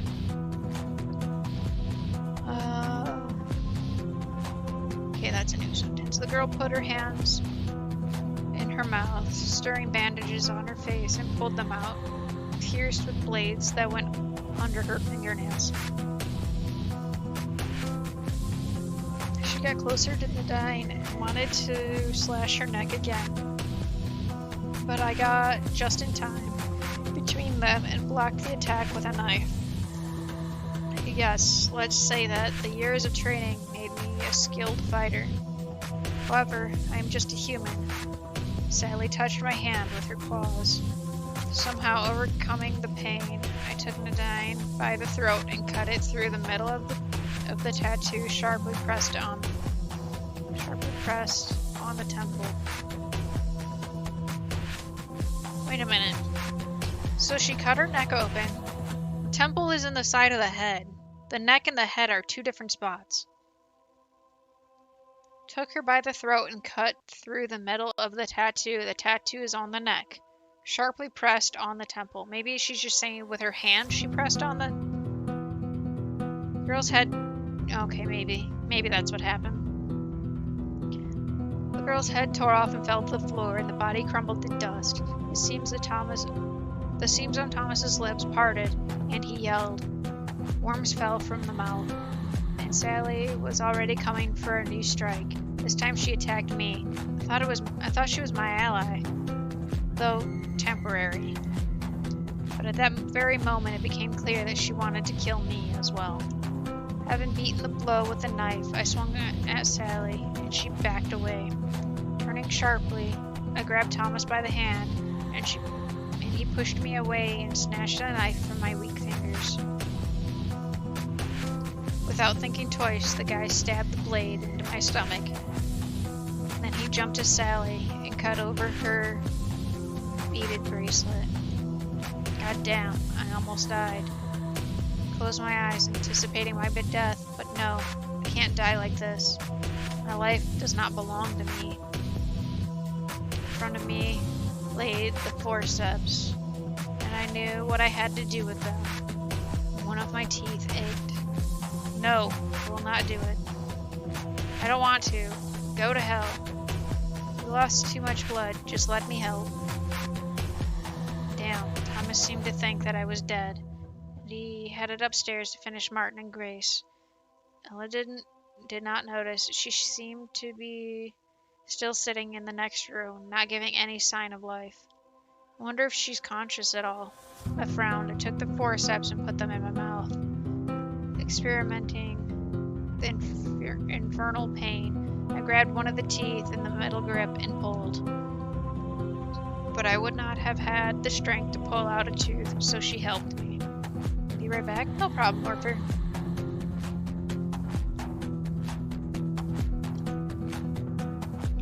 The forceps flew out of the hands, and the blood spilled to the floor with a thin trickle. I took her rotten dead tooth, which was now whiter than all of mine, and inserted it into the place of the torn one. I immediately grabbed my flesh and gained strength, and most importantly, the wound was drawn out. I did not think that I'd have to go that far. 6 teeth already. This number scared me, but thank God a person has 32 teeth. So this has happened 6 times already. This is the 6th time this has happened. Or something of this nature has happened.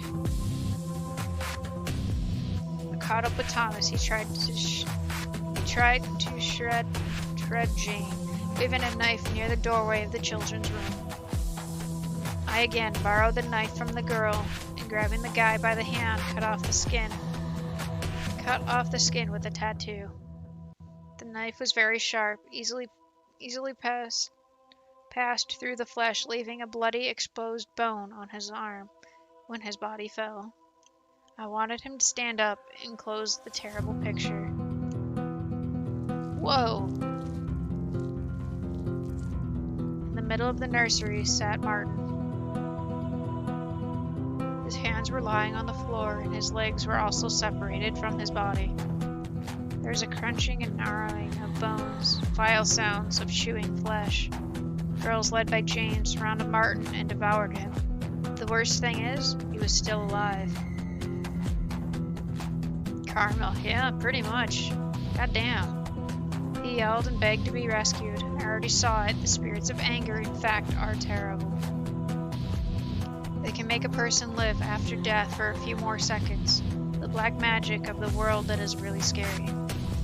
I tried not to look at this horror. One of the girls raised her bandaged head to me.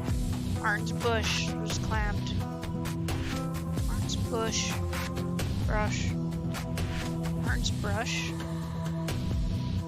They're doing the same thing he did to them. That'd be a decent guess. She's likening. RK, what's up, Roland? How are you? Hope you're doing well. Thank you for stopping by.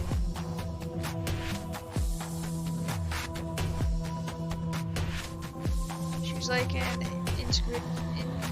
inquisitive kitten. Turned her head and then returned to her meal. I pulled Grace out of the room, trembling with fear. Have your arms always worked? It's a command thing that I found out that I can set up with my VTuber.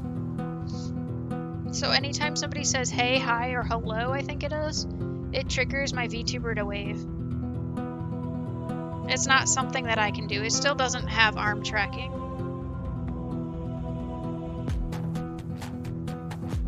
Though I might have to make it bigger so the hand doesn't get cut off in the section. I think it's pretty neat. I can do a couple other things too, but I haven't really messed with them a whole lot.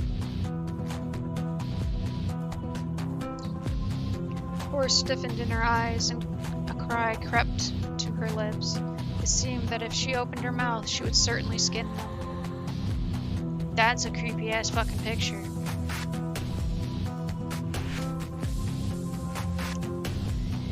Somewhere inside me, the door opened and she went into the hall, lit by 1,000 candles of hunger. The story's a little hard to follow, but I really like the art style of it.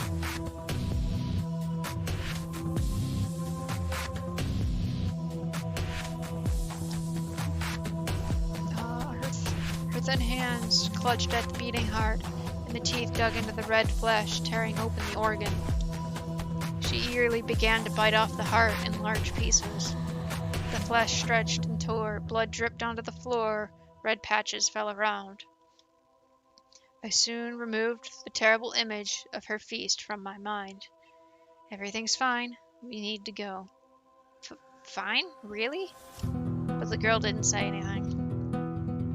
We came downstairs to Ella. At that moment, she had collected her things and was going to leave. We needed to be prepared for the next creature.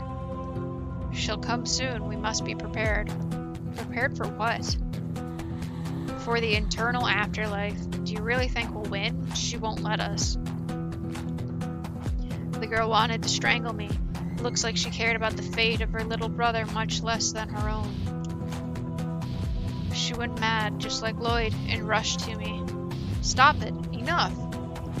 I'll kill you, bitch. I'll kill you, shitty slut. She grabbed my throat and began to strangle me. I swung my knife and managed to get out, but as soon as Grace took the knife away and raised it to kill me, I took a step back and the knife stabbed the wall, making it easy to follow while working. I'm glad, even though my voice is, I can feel my voice starting to like crack in some spots. My poor voice is gonna be gone for tomorrow.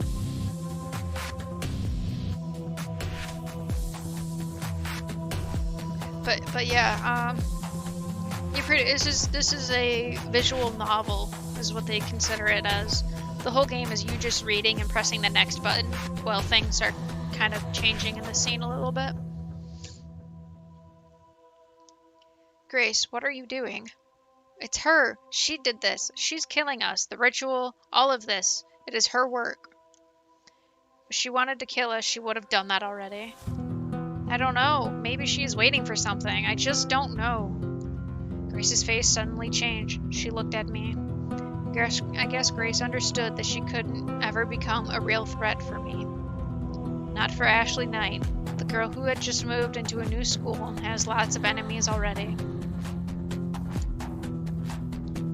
It was not even a human being who was standing in front of her, but the devil itself.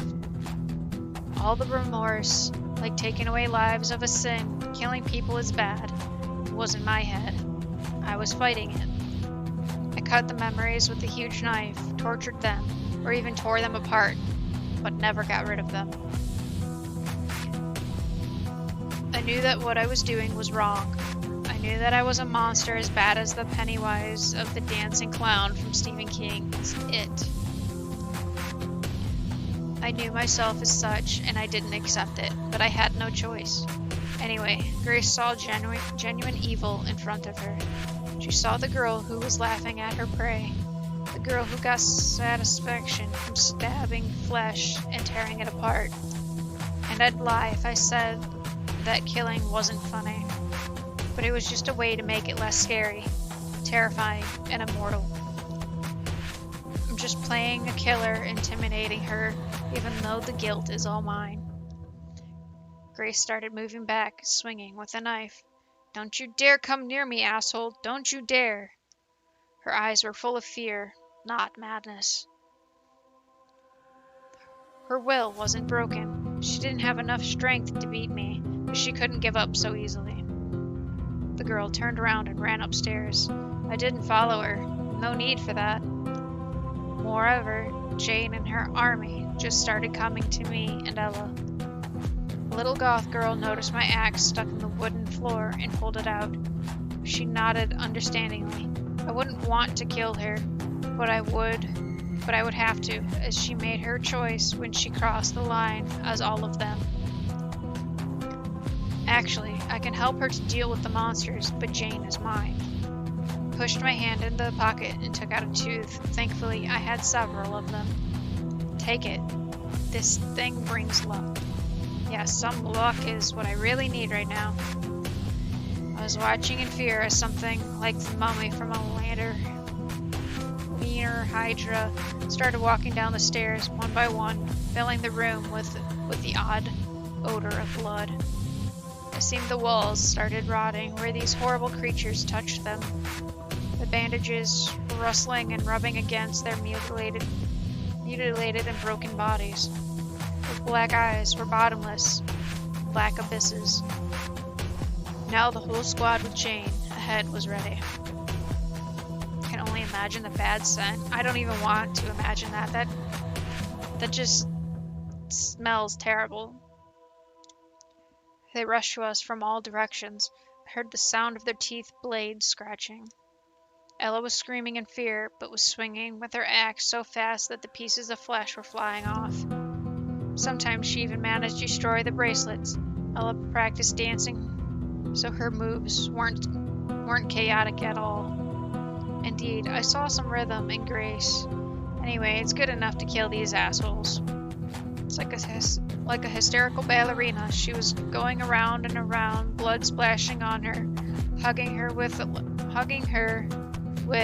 red dress. Her axe went up and down, slaying the monster girls. But they were just coming and coming, and we were too exhausted to continue to the fight. I was crazily swinging with my knife and even kept the monsters away from Ella. Unfortunately, I couldn't fight forever. I hated my weapon, which wasn't able to kill those bastards properly. One of the ghost girls managed to grab me by the throat, and holding the useless knife in my hand, I looked in horror at the shiny bracelet on her wrist. Thankfully, Ella was right on time, cutting the freaking hand off. The monster screamed and fell to the floor. Her friends jumped at us, and I grabbed the random target. Jackpot, this time the bracelet was a chain, and I easily destroyed the monster when it was torn apart. It could be much easier, but I had already used the tooth.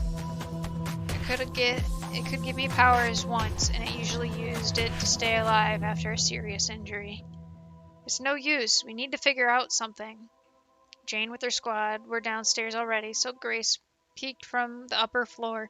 She was seeking an opportunity to run away. It was not the best moment, so she returned to her safe place. Run, bitch, run! Ella's voice was cold and cruel, not as usual. I continued swinging my knife. We were in the ritual room, but we were drained and had to retreat to the hall.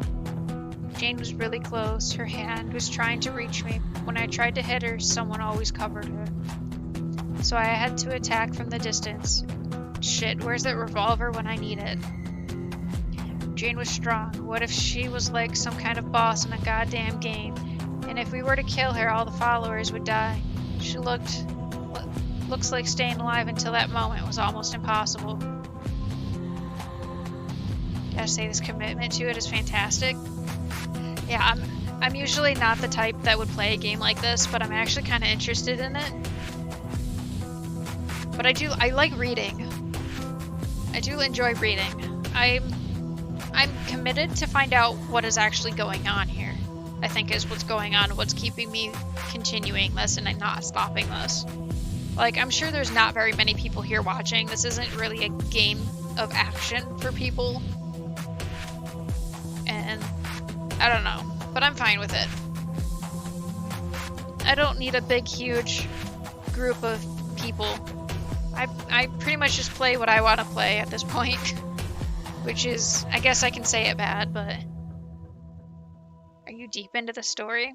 What do you mean by that? Like, am I interested into the deep story, or am I, like, far into the game? I'm not really sure how far we are into the story of the game. This feels like maybe like a high point in the story, because this is where all the action is now. The beginning was really slow.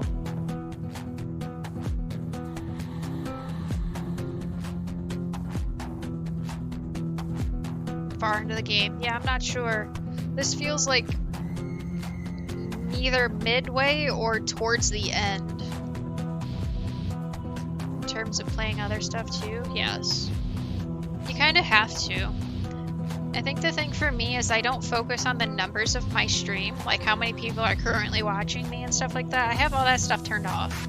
So I have no idea how many people are watching me at any given time. And for me, that's the best way for me to stream. Because then I don't get fixated on the numbers. I do know when I play certain things, when I play certain types of games, I do notice the viewership goes down. But I'm playing what I enjoy. And by that, I can be a genuine person and not have to, like, put on a show for everybody. And doing that also brings in different people.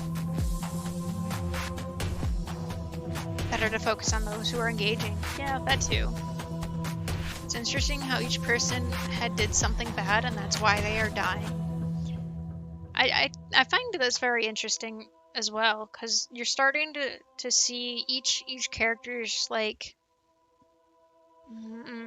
sins per se, or what they have done or might be hiding, kind of like in the shadows.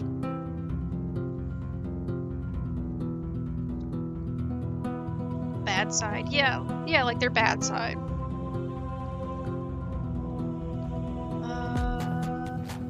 Okay, we read that one. Strong jaws bit my hand and skinned it.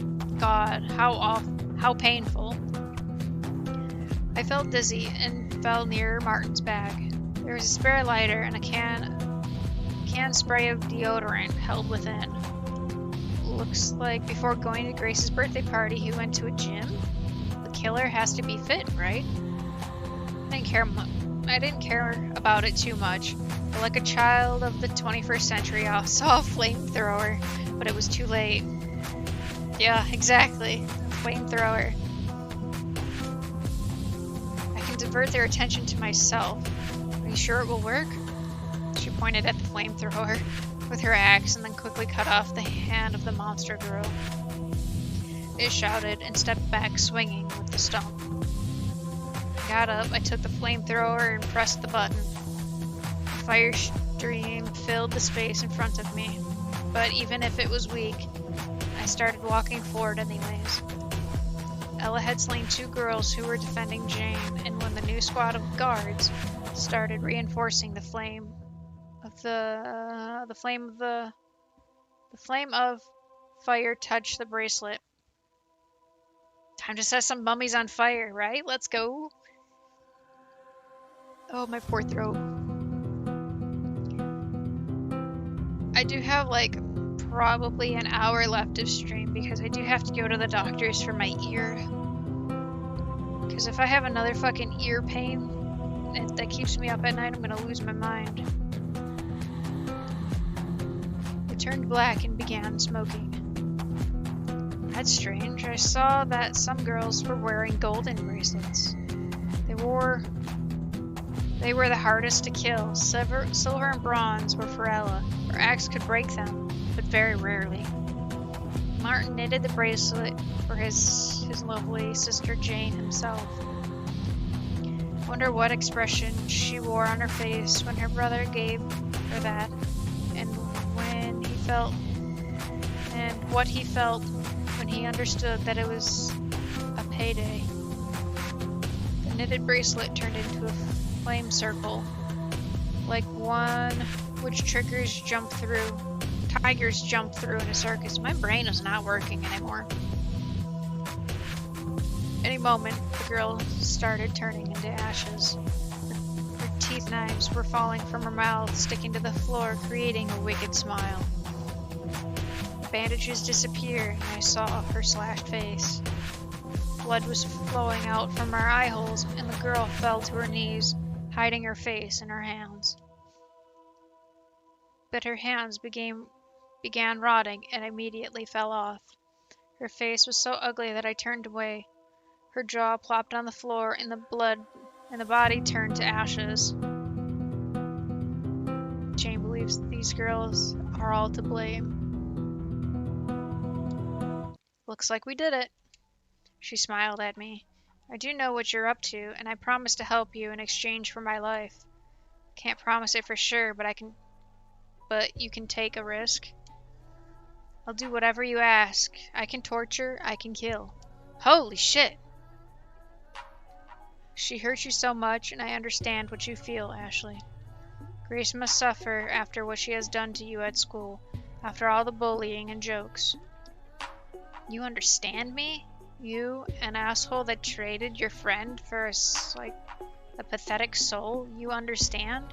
My eyes flashed with coldness. Follow me. But it'll be helpful for me. Ella's on my side. Anyway, I decided to keep my distance from her. Who knows, maybe she'd want to cut my head off. We started climbing up the stairs when suddenly a ball fell to our feet and then disappeared. I heard a clockwork key creaking. Toys. Jeez, a baby again? Assholes like killing babies? I looked at Ella. She looked focused and was holding the axe ready, so focused that I thought she'd kill me in a second. Ashley. The spirits that like talking the most, the spirits of greed. I looked closely at Ella's face. Did you kill a baby, bitch? Who are you? I want her to swim with me, so I must help you. Not really, but if you don't help me, we'll be swimming together. There's much space there. Plenty of it, Ashley. I'm not going to hell. Not today. But they have reserved a room for me. Ahaha, you're funny. Can we be friends? Probably. Can you share things, Ashley? I can. She couldn't. Ever. Of course you mean Ella? No response. Seems like she doesn't like talking too much. Nah. I saw Grace. She was holding a knife in her hands. The girl ran straight to me, but when she noticed Ella with an axe, she realized who was a real prey. Grace ominously flashed her eyes at us and rushed to the bathroom, locking the door behind her. I couldn't let Ella kill her, so I wanted to grab Ella's hand, but I didn't have a chance.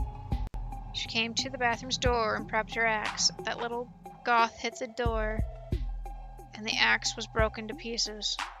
What the hell? That wasn't the deal? I guiltily looked at her. Of course, there was no guilt. Ella wanted to run away, but I won't let her. The mist surrounded her. She couldn't run anywhere but to the bathroom where Grace was hiding. I heard the water meandering and quiet sobbing of a girl in the bathroom. Ella started feverishly knocking at the door. I don't want to die because of you, Grace. Bitch, get out of here. I want to kill you. Kill you, asshole. Girl began scratching the door with her nails, and when she ripped one off of her finger, she screamed.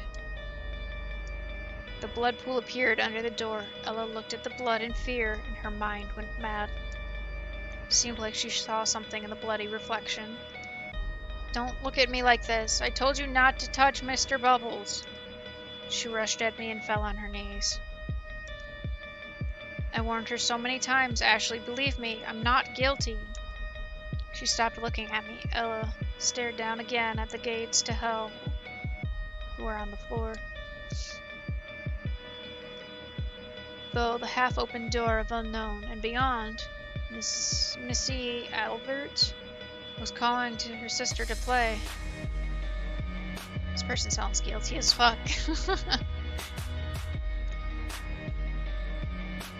Leave me alone. I don't want to play with you, little shit. Must have burnt your corpse, little bitch. Ella jumped quickly and pushing me away ran down the stairs. The crimson blood rushed after her on the last step. A cold hand grabbed her ankle. Ella fell on the floor but managed to get up. Missy grabbed her hands and pulled down, making her fall on her knees. Alright, so it probably is arcade. Oh, I gotta stretch. Penguin. We can be Penguin. I can be Penguin and probably until the end of stream. I'm probably getting off at 5. It's already 4:13. Yes, and stretch. Let me swap the Penguin.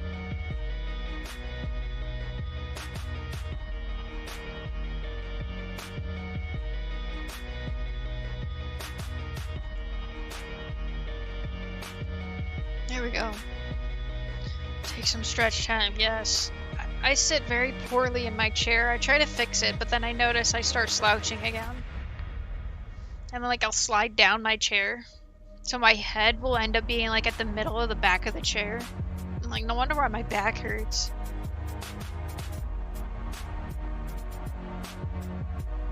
Oh, man. Well, it's comfortable at that time. So I'm like, oh yeah, this is fine. And then I look and I'm like, why am I, laying in my chair at this point?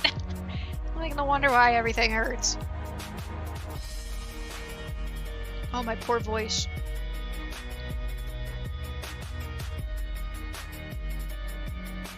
Okay, let's go ahead and save again.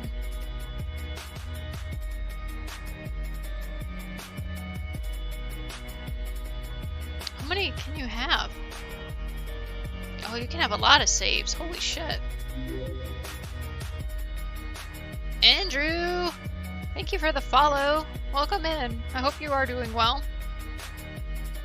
What's up? Son of beef. I love it. No! Let go of me. Let go. So each person here has killed people. That's what it sounds like. Now you are on my stage, and what to do with you, I'll decide myself. I heard a loud, painful scream. Do you know what she did when drowned me, Ashley? Just playing DMZ. What's DMZ?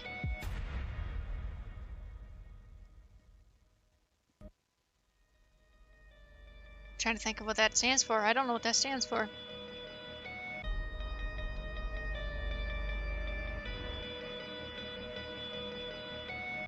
Every game that I've been thinking of, it doesn't match the rest of the letters. I have no idea what that is. I shook my head. I didn't know. She took my bricks from the box and stole all of my toys.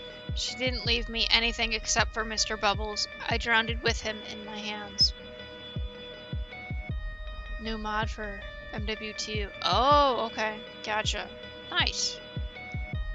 How are you liking it?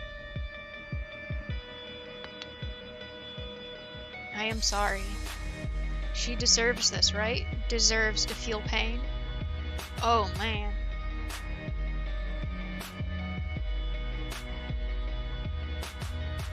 It's your sister, so it's up to you to decide. Hold up. That's my sister? Missy sharply pulled Ella's hands and the girl fell on her head.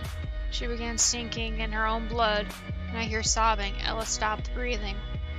Now I'm alone again. But you will play with me, right? Felt sorry for Missy. She seemed to be nice when she was alive. Since becoming a vengeful spirit didn't make her lose humanity. Of course. Really? Yes. Obviously, I was lying. Let me hug you. Missy happily ran to me and hugged me tightly. I felt her strength. It's okay, better for getting levels for weapons. Gotcha. Yeah, I don't know too much about the Modern Warfare 2 game. I don't play the COD series a whole lot. I think the last one I played was like eons ago. Like, last Call of Duty I played was like, I want to say early Xbox.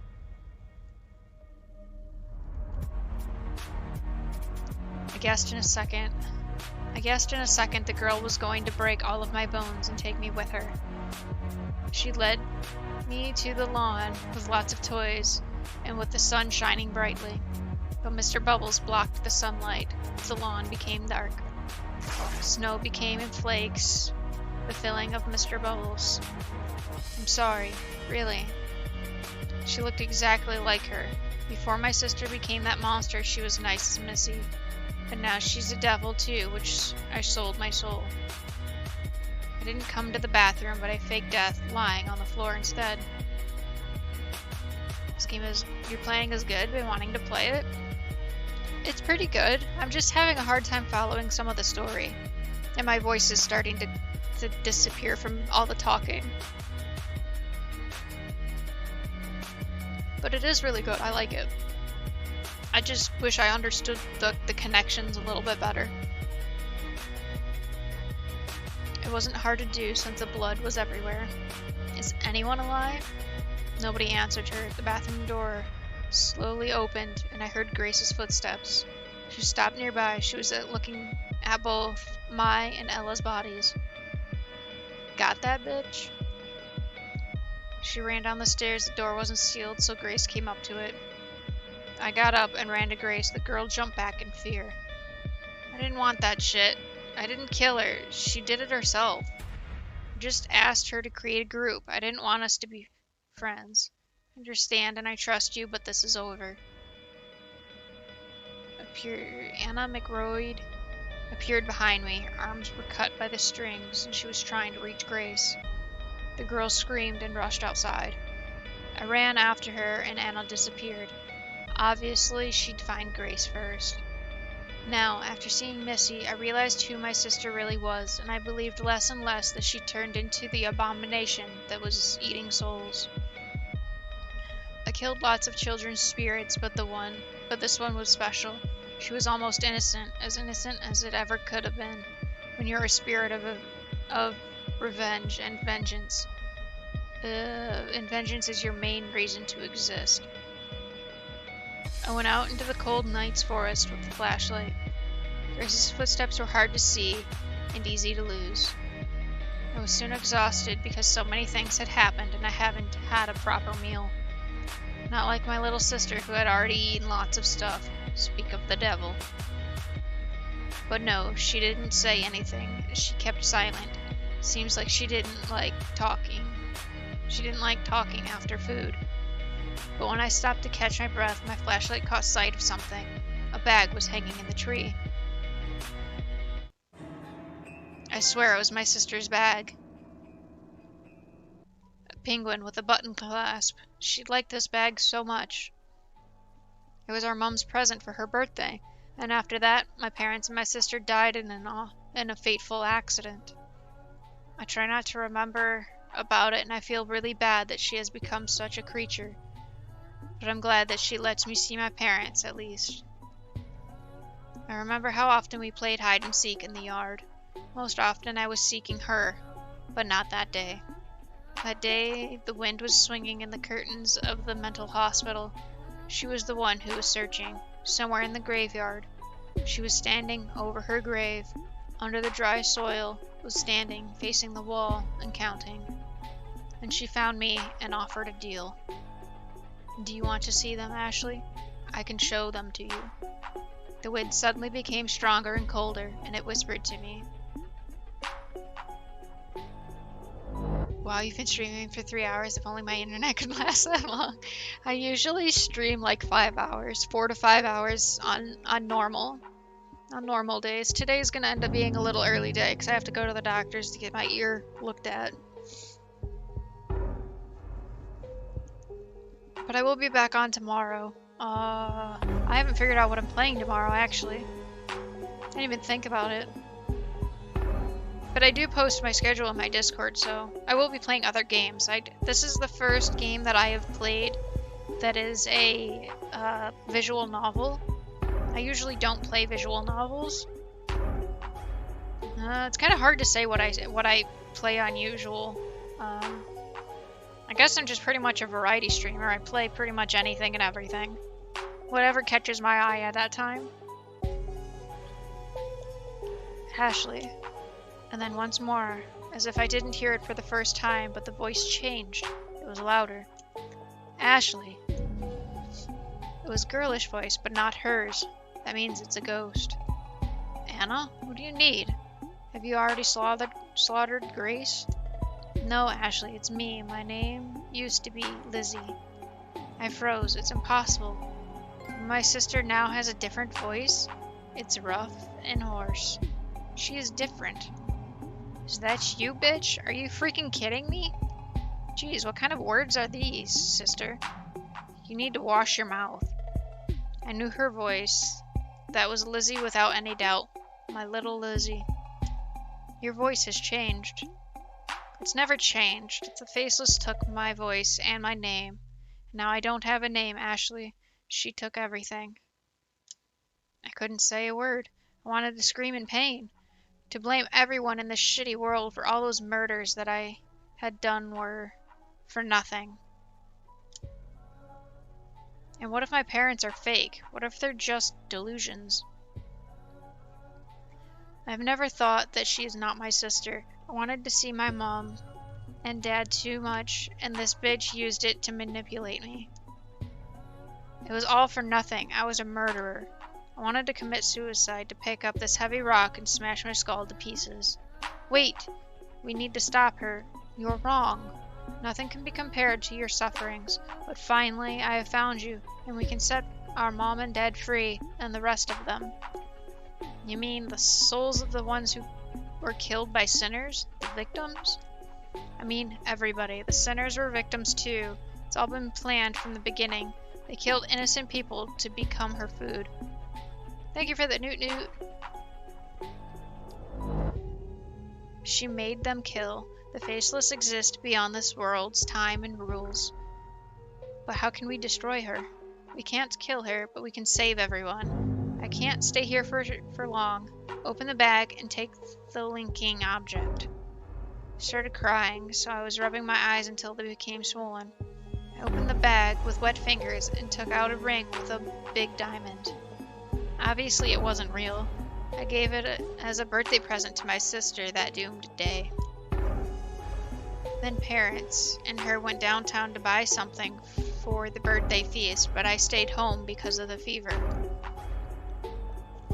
The This is so great, sister. Now you will be with me wherever I go, Lizzie told me happily while getting into the car. Hydrate. I got you.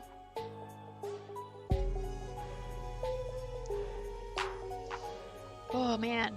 All the reading does make you thirsty. Finish what we have started, and we'll have a chance to make things right. I ran through the forest and soon came on a tree line. I saw a stage nearby.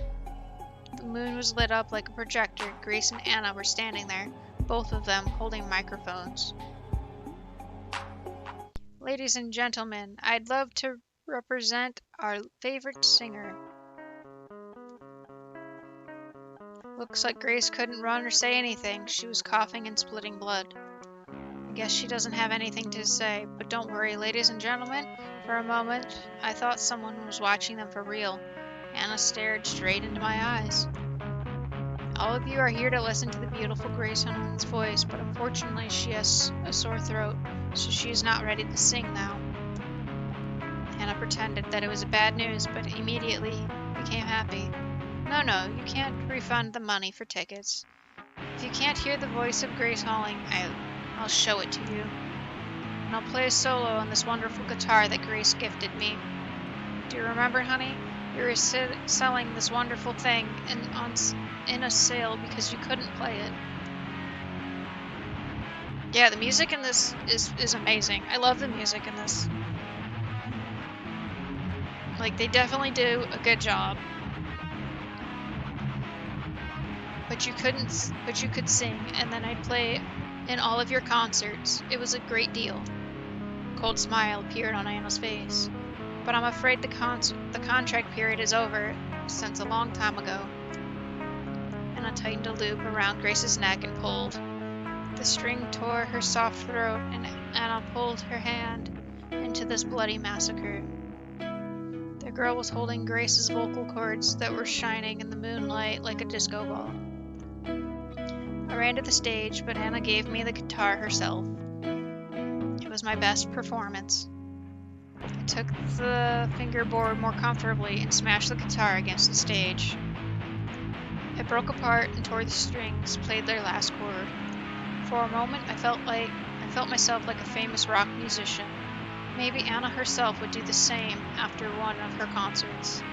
Actually, instead of the applause, I heard the blood splash and chew. The creature was already consuming the Grace's brains. But I knew, in fact, she was eating the soul of my sister, the pure soul. What a proud girl, haha, so delicious, how... The monster began coughing with blood. What have you given me, nasty girl? This can't be. You are a sinner too? I heard her squealing, and then she showed up on the stage under the moonlight. She was turning inside out. The blood was pouring. She was shaking and screaming in pain. Eventually, she fell on the grass and started crying. A pure soul? Bitch, where did you get that? You betrayed me, but I was hoping to eat all of your sadness. Injured Lizzie came out of the monster, and she felt pain, but I could do nothing to help her. Nothing. I knew that she was a ghost, but those sufferings were like hell. Now our parents are free, and yours are free too. I just couldn't let her go. I just couldn't. I was watching her writhing in pain, and then a bright flash. A false diamond exploded, and one of the shards stabbed my eye.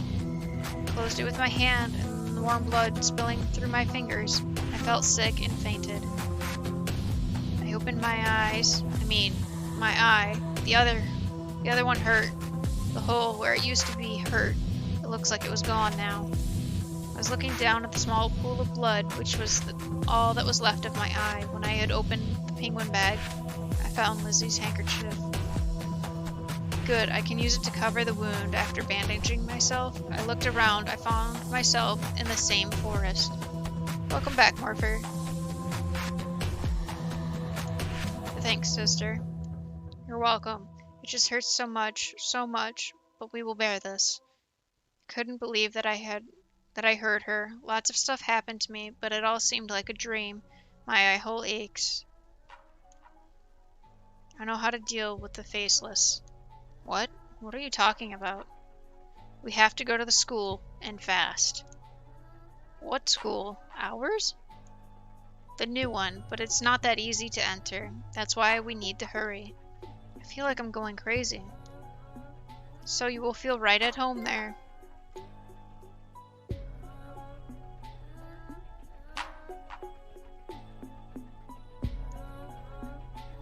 The policeman came to the crime of the scene, where the whole house was covered in blood. Gregory Darefeld was transferred into this department not so long ago, but loads of people have died already. There was a murder in the asylum, in the factory, and in the old abandoned amusement park. He slowly approached the house. Having opened the door, took out his gun. Gregory saw the corpse of a young girl on the floor. Her hands were spread like wings, as if she were flying to get something, to get her head that was lying far away. So far from her freaking body, Gregory pretended to have never come into this house. He was still outside, or better, he was driving on a highway far away from this place. He swallowed, and finding the phone with sweaty fingers, he made a call, glancing at the damn star. He would just tell about what he had seen, just call the Inspector Miros, and go away as if he never have came here. Somewhere in the chief's office, the phone would ring, and he would answer several questions. Fine, Gregory, he muttered. I think you should take a look at the head. We just need to tell the parents about her death. We're humans, after all. Gregory made a step forward. Shit, right in front of the stairs, another girl's corpse was lying. She was curled up, her body was wet with blood, and her eyes were frozen in fear. All the corpses were fresh. Gregory had goosebumps. The girls were almost smiling at him. Actually, he didn't really want to do that, but his curiosity led him to the second doomed floor. There was a young man in the corner of the room. Legs and arms were missing, as if a beast tore them off. No, Gregory didn't see it. A half-eaten arm in a corner of the room. He did not see anything. He did not enter the house. He just called to tell about the accident. Inspector Miros was speaking. Jesus, I'm so glad you picked up the phone. I did not even know what to say. The corpses are everywhere. Maybe it's even more violent than the murder at the school. This is absolutely insane. I see. Calm down. Did you see the star? Who cares about the freaking star? There are torn limbs everywhere. It is hell. So you saw it. Yes, the star and the candles. As you told me, in one more place. This is the third such accident already. Looks like it's getting hot soon. Do you think it's somehow connected to the phantasm? Phantasm Inspector? Phantasm? I don't know. It's probably some kind of experiment. Jeez, what on earth is happening in this world? I think you should ask the devil. So that's what she really is. Real Lizzie, Lizzie Knight, a girl who loves penguins and sugar candies. Together you saved your parents and perhaps the whole world from a terrible creature that feeds on souls. I missed the last sentence. I read fast and I missed the last sentence.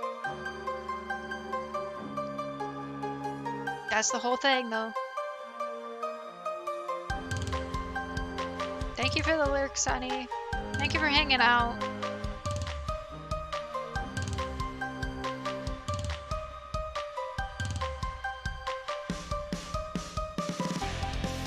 I like the music. I got the ending. You did. I think your choices really matter in this because I have a feeling I didn't get all the achievements by playing through this. Lilith Sin, game tester. I would have been a game tester for this if I would have known about it. I totally would have played through this.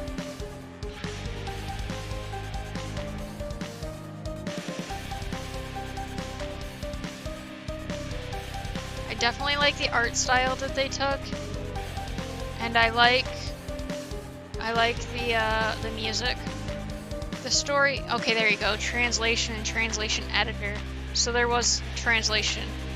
Probably some translation errors, but that's to be expected when you're translating English or translating any language into English. Can't remember the title of it though, so that doesn't help at all. What was it about? Makes sense about the translation, yes.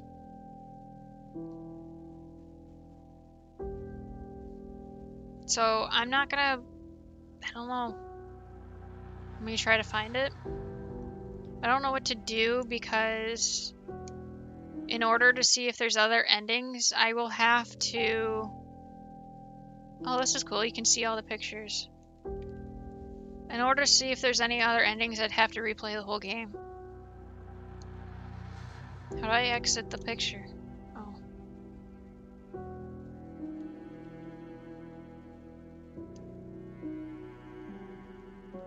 Can I not just cycle through the pictures? I liked this one. This one was really cool. I like the concept of this one.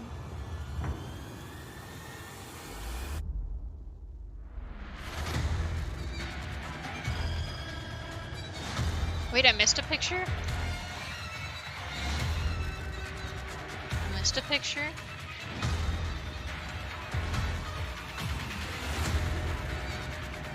It's called an honorary game? What's it about? I'll have to look it up. Check it out though, I enjoyed it? Okay. I'll have to look it up.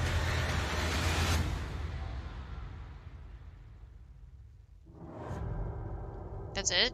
Where's the rest of the pages?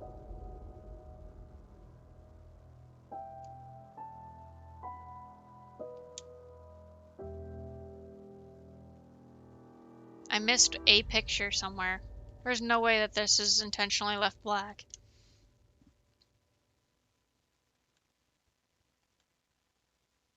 There we go, there's more pictures. I was pressing the wrong buttons.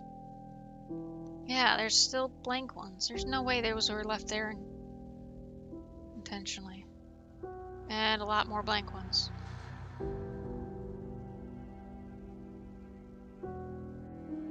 So there's other endings based off of what I have. Based off of what I say.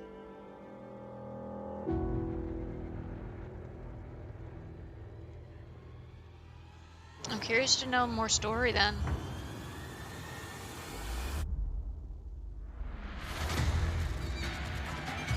Unfortunately though, I think it was a while, but yeah, we saved at the staircase. That was a while ago. So, I enjoyed it. I'm still a little confused at how all the pieces went together.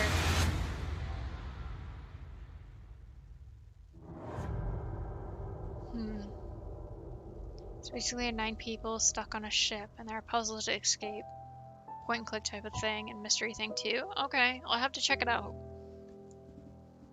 I'm gonna add it on my phone because I have my PlayStation on my monitor right now. Let me open Steam on my phone real quick. My poor voice is gonna be so dead tomorrow. Non-airy.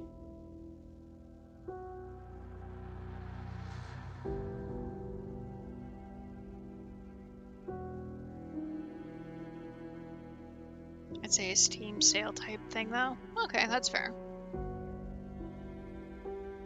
Is it called Zero Escape, the non-airy games?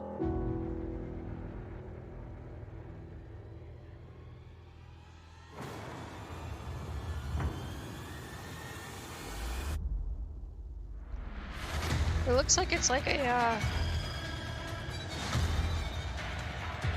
kidnapped, taken to an unfamiliar location, 9 people find the status post. Okay, yeah, I see it then. Forced to participate in a diabolical non-airy game by an mastermind called Zero. Okay, so it's another visual novel. Gotcha, okay. I will not pay $30, but I will add it to my wish list.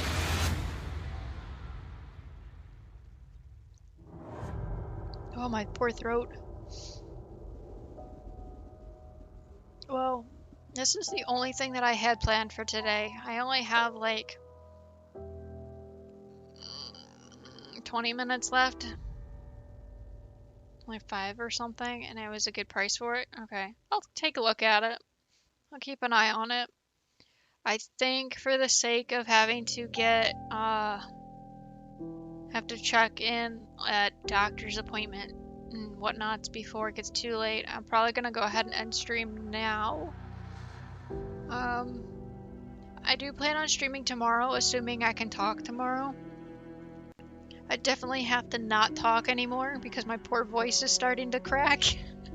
It's all like, I definitely sound terrible. Sounds good. Good luck at the doctor's. Yeah. Hopefully it doesn't take too long. I hope it's like an in and out appointment that I can just do. I have a feeling it's an ear infection, which is not fun. Have a good one, Twi. Thank you for the stream. Thank you for hanging out. I appreciate it. I hope I can catch one of your streams soon. Who do we got streaming right now? Speaking of, we have a billion people streaming. Jake is doing editing. Lupa's doing more ethereal breakdown.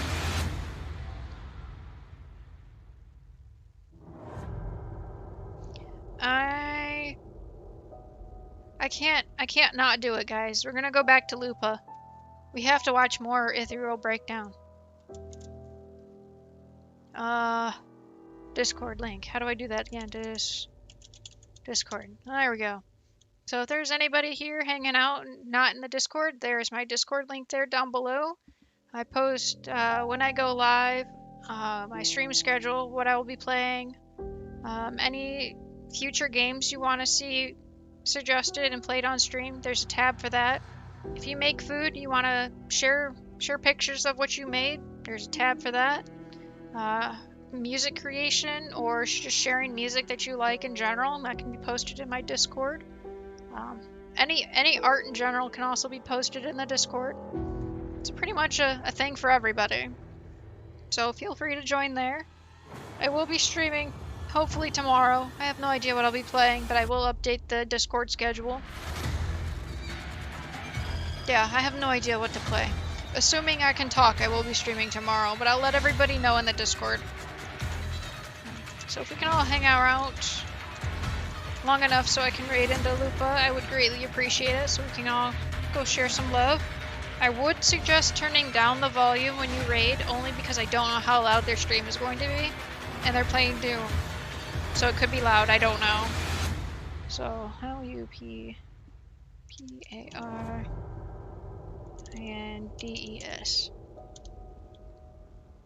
Is that the right one? That's the right one. Awesome. So thank you all so much for stopping by. Thank you everybody for hanging out and chatting. Thank you, Andrew, for the follow. I appreciate everybody that was here, even if you weren't chatting and just lurking. I appreciate my lurkers.